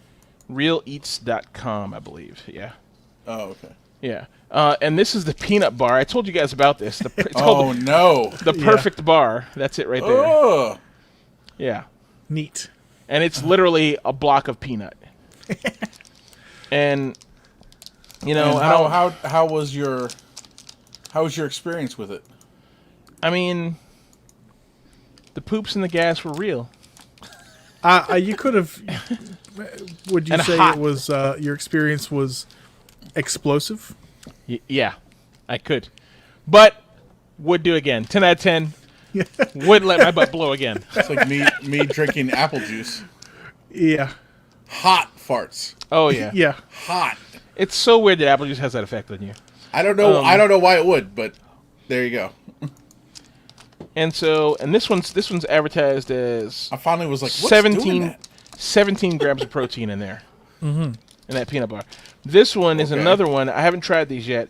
They're chocolate roasted crunchy bites. And they're actually garbanzo beans, I guess, maybe? Grab Mike? bonzos. Michael's Mike, favorite how do you bean. feel about that? Yeah, you know how I fucking feel. Michael, you want me to bring these over for you and try these out? Oh yeah, garbanzo beans covered in chocolate. Sounds awesome. Fuck out of here. Would you prefer they be covered in yogurt and they're called chick please? Ah! I'd rather not. How about that? I'd just rather not. Oh, How about we cover them in fucking salad Fire dressing and eat them? Okay. How about that? That's it. We don't need Michael- to cover them in crazy bullshit. Michael's a man of many hates. Turkey and garbanzo beans are one No, of the primary ones. no. Let's be clear. I like Deli turkey. garbanzo beans, quote unquote. He doesn't like the name. I don't like the name. Okay. I like chickpeas, not Yeah. garbanzo beans. He's like hoity-toity. Yeah. All right. So yeah, that's that. I'll let you guys know how these work out. I'm not going to order more of them, but they were fun to order and easy to eat. I mean, I do like that about it. It's like simple. Keto crate. That's- Keto crate. There you go. That's one right there. Keto crate. And maybe I'll try that next. We'll see. Yeah, I'm I don't super know. lazy. I just so- saw that. I didn't actually look at it. I don't know if it's any good or not, but it's one of the options out there. See, any Linux and food related news besides what I just talked about? I don't think so. Did you hear what happened to CentOS? No. They killed at the Capitol. Sorta. So CentOS, if you don't already know, CentOS is basically the free version, I'll say, of Red Hat Linux. The right? community edition? Yeah, it literally stands. Cent means community edition, and it's OS, right? Obviously. And then so Red Hat actually bought them a while ago. They used to be completely separate, and then Red Hat bought CentOS, and they said, "All right, we're going to maintain this ourselves," blah blah blah. But basically, whenever a new version of Red Hat came out, you could expect the exact same version of CentOS to come out shortly thereafter. Yeah. They just And it's changed very the name cool. and logos. Yeah, but it's essentially the same software, right? So, so a lot of people use CentOS because it's the free version. Like the one you don't need to pay for support or anything. You can just download it and use it. Well, Red Hat is changing the way CentOS is going to be managed and patched. They're basically as far as I'm concerned, Evan, and maybe you can correct me if I'm wrong. They're basically turning it into Fedora. So Fedora is like, if Red Hat Bleeding is edge. Yeah, if Red Hat is stable and like whatever, Fedora is the bleeding edge. This is where we test new shit, and a new version comes out every 3 weeks, and blah blah blah. Not really, but you get my idea. They're basically going to do that with CentOS, and they're going to call it CentOS Stream. And they're going to put things in it first before they put it in mainstream Red Hat. Oh God, great. So is that what you get now? You get like some fucking mess? Well, that's what you will be getting. They haven't made the change yet. Okay. But yeah, I so don't everyone's necessarily gonna have a problem with that. Yeah, but I people think are if gonna you're start buying- jumping ship now. Yeah, if you're getting True. CentOS, you're not getting it because you want the bleeding edge stuff. You're getting it because you want the stability of Red Hat without the bullshit, without the fucking Yes. $8 billion licensing fees. That's the only reason you're getting it, not because you want the fucking cusp. I agree, but like as a product owner, if you have a community, willing to test like new server infrastructure features, then you should use them. That's true. There's definitely a reason to have. There's a place for something like this, but I just don't think that's what Cent was supposed to be, right? Right. Why not have Fedora Edge, Cent Edge? You know what I mean? And that's that. You know what I mean? Like guess what? Guess who bought Red Hat? Who? Like last Oracle. year sometime. IBM. Oh, okay. Is that a good thing or a bad thing? It's probably a bad thing. All right. I was thinking Oracle, the IBM whores they are. Yeah, right. Are they turning it to PC DOS? Is that what they're trying to do?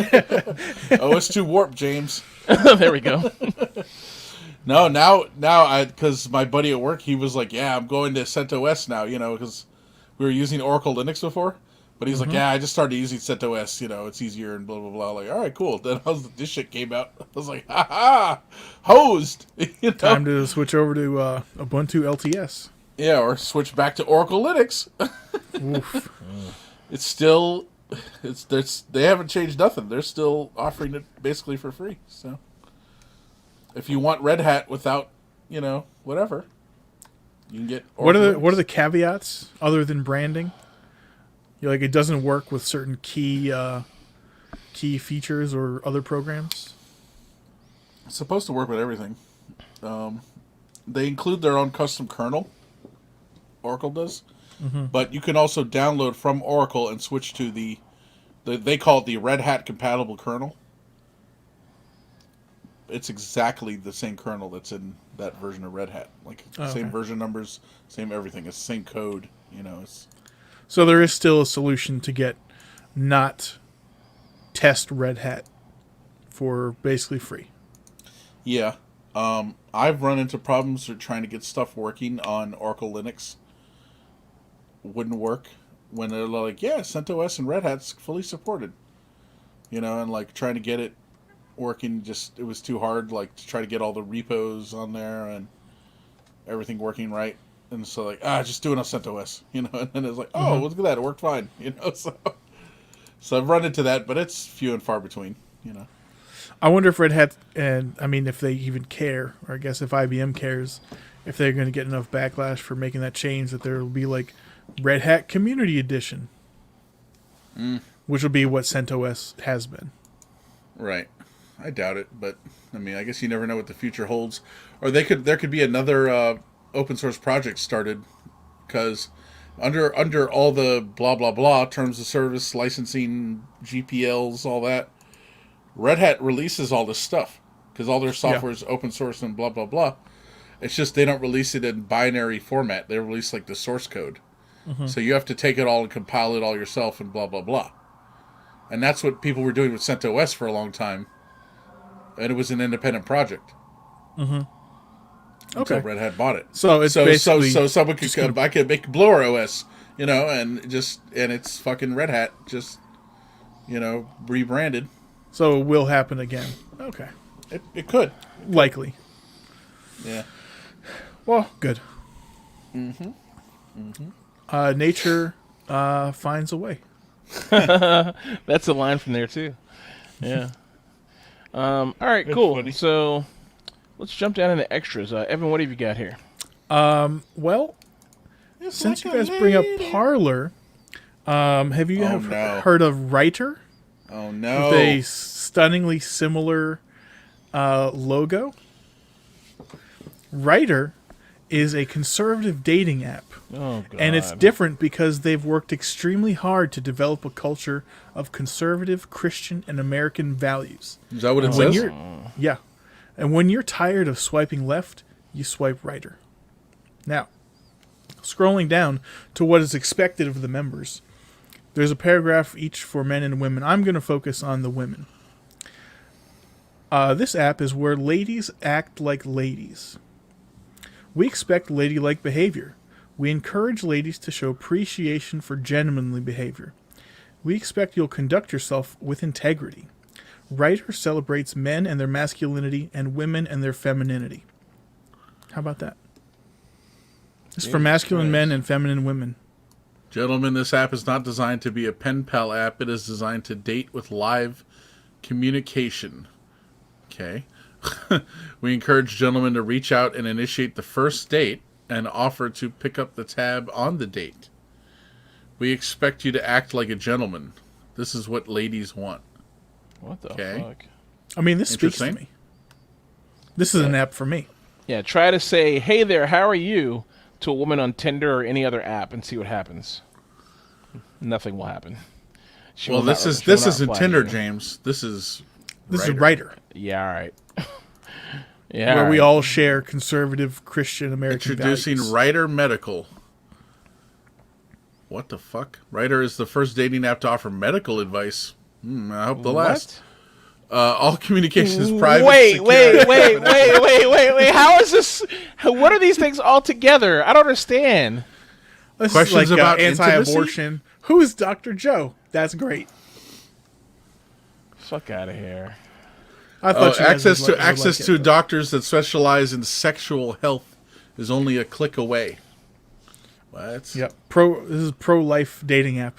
That must be it. Probably. I don't understand what. Weird. It's like they said. The next one says writer construction. We're Evan, the how only did you find dating this? app that gives you construction advice. You're like, huh? You know, Evan's a conservative, right? He just doesn't want to say anything. Yeah, but he's like, the apple doesn't fall far from the tree. Is that the saying? Oh yeah. Oh, you mean with your dad? Yeah. Uh-huh. Oh, did your dad send you this? He's like, you could find a nice girl. No. He probably saw an ad for this on OAN. You know, I'm curious if they do have ads on there, but I saw this on the internet. That's all I can claim. I don't remember where it was. The Donald.win, yeah. We know where you fucking saw it, Evan. No. Yeah, okay. The jig is up. I'm busted. That's fucking funny, man. It's so weird. Look at this very white doctor, Dr. Joe. Mm-hmm. He was raised in the southeastern U.S., and went to medical school in Little Rock, Arkansas, because that's where all the best medical schools are. I think we all know that, right? Mm-hmm. That's where fucking Johns Hopkins is. And how much you want to bet this guy's like one of the main founders of this? Like he's one of the main financiers. I'm sure that's he's why involved. Why here. else would there be like a medical option on a dating app? Yeah. Oh, he was in the Navy. He served 10 years total in the U.S. Navy. After leaving, Dr. Joe returned to establish his solo practice in urology. Oh, yeah. That's birth control. He says his practice evaluated different demographics that ultimately led to their focus on sexual medicine and intimacy. Okay, whatever. It's like, we're having trouble in the bedroom. Have you consulted the good book? I hope not, man. But who knows? Probably. You're right. Probably with this shit. Giving what? I don't know. Anyway, I thought you guys would get a kick out of that. Yeah, writer. That's good stuff. I like that. Mike, Evan, you got anything you that you missed putting in here? I'm just like, what the fuck right now, man? I can't even anymore. He's flabbergasted. Yeah, it's like first we had all this shit go on this past week. Evan comes at us with writer. You know, it's like I was like, oh my god, do what I can. You know, oh my god. I'll say something. I'll. It's in extras. I won a PS5. Woo! There you go. I'm a PS5 boy now. Congratulations. Nice. Thank you. I still haven't opened it, but you know. And you're deciding: are you going to become a gamer boy or are you going to sell it? No, I'll probably hang on to it. Okay. All right. I'll probably hang on to it. My first Sony console ever. Really? You never had the original PlayStation? Nope. Oh, okay. Well, I had a Sega whatever. I had the other Saturn? one. Yeah. Yeah, a Saturn. Yeah, Dreamcast too, right? Uh-huh. Yeah. I always go against the grain. And you had a Neo Geo. Until now. Did you own a Neo Geo? I thought you had a Neo Geo. No. I have a 3DO. He wishes. He's like, I wish I had a Neo Geo. I do. I wish. I wish I had a Jaguar. I was looking at them the other day on eBay. Yeah. They're 19 button controllers. Yeah, turns out there's 2 different controllers. There's one with, 12 buttons, and then one with 37 buttons. The 37 button one is called the Pro controller. I didn't realize that. I thought they were just all the 37 button one, but apparently not. It's weird. Jaguar, Neo Geo, and 3DO. Well, not really 3DO so much, but Jaguar and Neo Geo were kind of like, we're going to go after that arcade market or something. Mm-hmm. I was like, when I was a Neo kid... Geo, definitely. Neo Geo was like taking arcade games and like literally, this is the same game, you know? Like, but the problem with that is it was so expensive. I don't know if you remember, but the systems were quite expensive. Maybe $500. I don't remember. The games were literally $100. More than that. 2, Really? 3, 4. Yeah. Oh god. It's like insane amounts of money. It's probably licensing fees because I remember seeing it as a kid and thinking this is cool and that warrants the price. And as an adult, I remember thinking this is dumb and why does it cost so much? Like we all know that inside an arcade cabinet is like a fucking little ROM that's like, all right, play this game for the rest of your life. Yeah. It's like a CRT and a circuit board. Yeah, exactly. So I was like, I don't know why this costs so much money. It's not. If you were like, I want to play this game at home, this is the only way to do it. Basically, it's licensing. It's got to be licensing. It's got to be licensing fees. Got to be because the games. It didn't even look. It's not. It looked that good. But They're when arcade we say games. license, I question that because I'm pretty sure the company making the Neo Geo made the fucking games. That's true. So there's no licensing fee except to themselves, but I could be wrong. No, I don't know enough about it to question you on that. You're probably right. I don't know why it's so expensive. I never understood that. I'll have to dive back into the history. I'm sure there's data on that somewhere. And I need to go back to that. There was that Netflix series about video games that I started watching and never finished. I need to get back to that. But they left out a lot of stuff because they couldn't interview a bunch of people. So, like they interviewed the guy from Sega, but they couldn't interview the people from Nintendo. Right. Anyway. Okay. All right. So I don't have anything for our exit information stuff here. So I don't have anything in extras. That's what it's called. My first time doing this. In our exit interview? Yeah. I don't have anything in I extras. was like, I thought he meant like he doesn't have anything to say, so bye. Like nothing to say on the way out. Yeah. Well, I don't have anything to say on the way out either, but yeah. Cool. So, see you later. No. Yeah, it's good to be back, and look forward to a year of good shows. And we got the back video in the saddle. Back in the saddle. We got the video thing going. So if you don't know, you can watch us on YouTube every week on Monday or Tuesday. The video's up. The audio's up Monday or Tuesday or something like that. Audio's up Sunday night, but you probably won't see it until Monday when Michael does his RSS magic. So, magic. Yeah, and then obviously we want to do live streams at some point when it's right.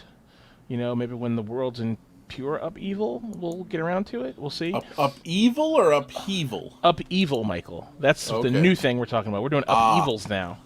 Upheaval's ass. Yeah. Take it, evil.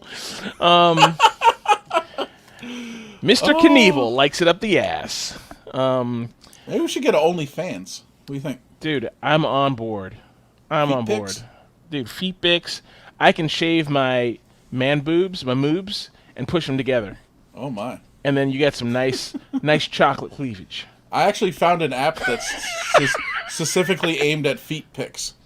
Oh my god, what's it called? Of course, I don't remember now. I'll find it, but it's like imagine Tinder but feet pics. Or OnlyFans but feet pics. Like that's what it is. Let's go. So, I'll find it. I'll put it in my extra section. I bet Evan has some nice toes. I've seen Michael's toes. They're not so great, and neither are mine. But I bet Evan has some nice toes. Nah. My toes are average. I could polish them up pretty good, though. Yeah. My toes are average. Your toes are not good. No, mine are the toes of the desert. These feet have seen things. You'll pay us to not see them. Yeah. These are the feet. I heard actually that's an OnlyFans idea. Like, You send someone your picture of your dick every day until they pay you $15.99 a month for you not to send it to them. There you go. Perfect. There you go. Some might call that extortion. Yeah. These are all great ideas, and we're going to work on them. Anyway, at any rate, as you guys know, if you don't know, if it's your first time coming here, you can find us on Facebook, YouTube, Twitter, Instagram, Discord.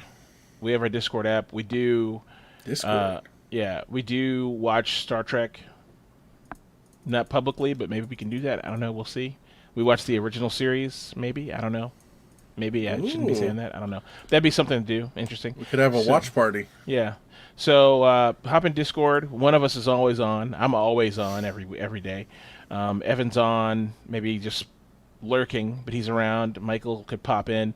So, yeah, definitely check us out there. All the links, I'm not going to go through that stuff. Like, you guys know this. If you don't know, but you're listening to this podcast, you're probably not an idiot. Just go to IOPanelPodcast.com. All the links can be found on the social life panel on the right side of the page. Wherever you found our podcast, please rate and review it, you know. And if you have any questions, just send us an email at IOPanelPodcast@gmail.com. And feel free to... Wait. Fuck. So we just need to make that address so it's forward to the real one. Feedback. Pretty sure we do. Okay. Yeah. Feedback at IOPanelPodcast.com. Feedback at IOPanelPodcast.com. Feedback at IOPanelPodcast.com. Email us there. We'll get right back to you. We read everything that comes in, and we may berate you, but it's a friendly berating, you know. So let us know if you have any questions, problems, hates, dislikes, whatever. We said something stupid. We lied. We said something wrong. We're not afraid of the truth. We're not afraid of fake news here. You just tell us, and we'll fucking correct it if we can. If it's proven you're right, but you're probably not right. Except for Ed. Ed's often right, but you know, the rest of you are wrong. The rest of you suck. All right. True. Thank you for coming out. We'll see you in episode 215. How? We'll see. We'll see you in episode 215. Have a good weekend, and see you next week.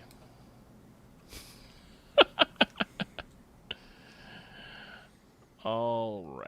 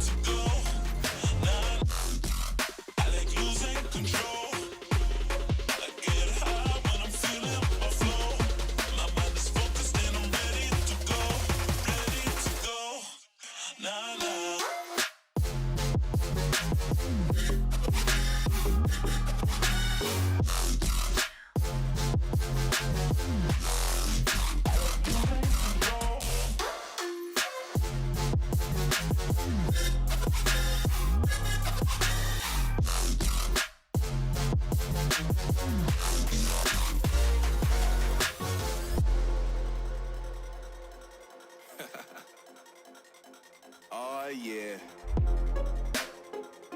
Are we talking about losing control? I'm gonna show you how we lose control, baby. Watch this. Look, Marty Mark. Watch the way I start up.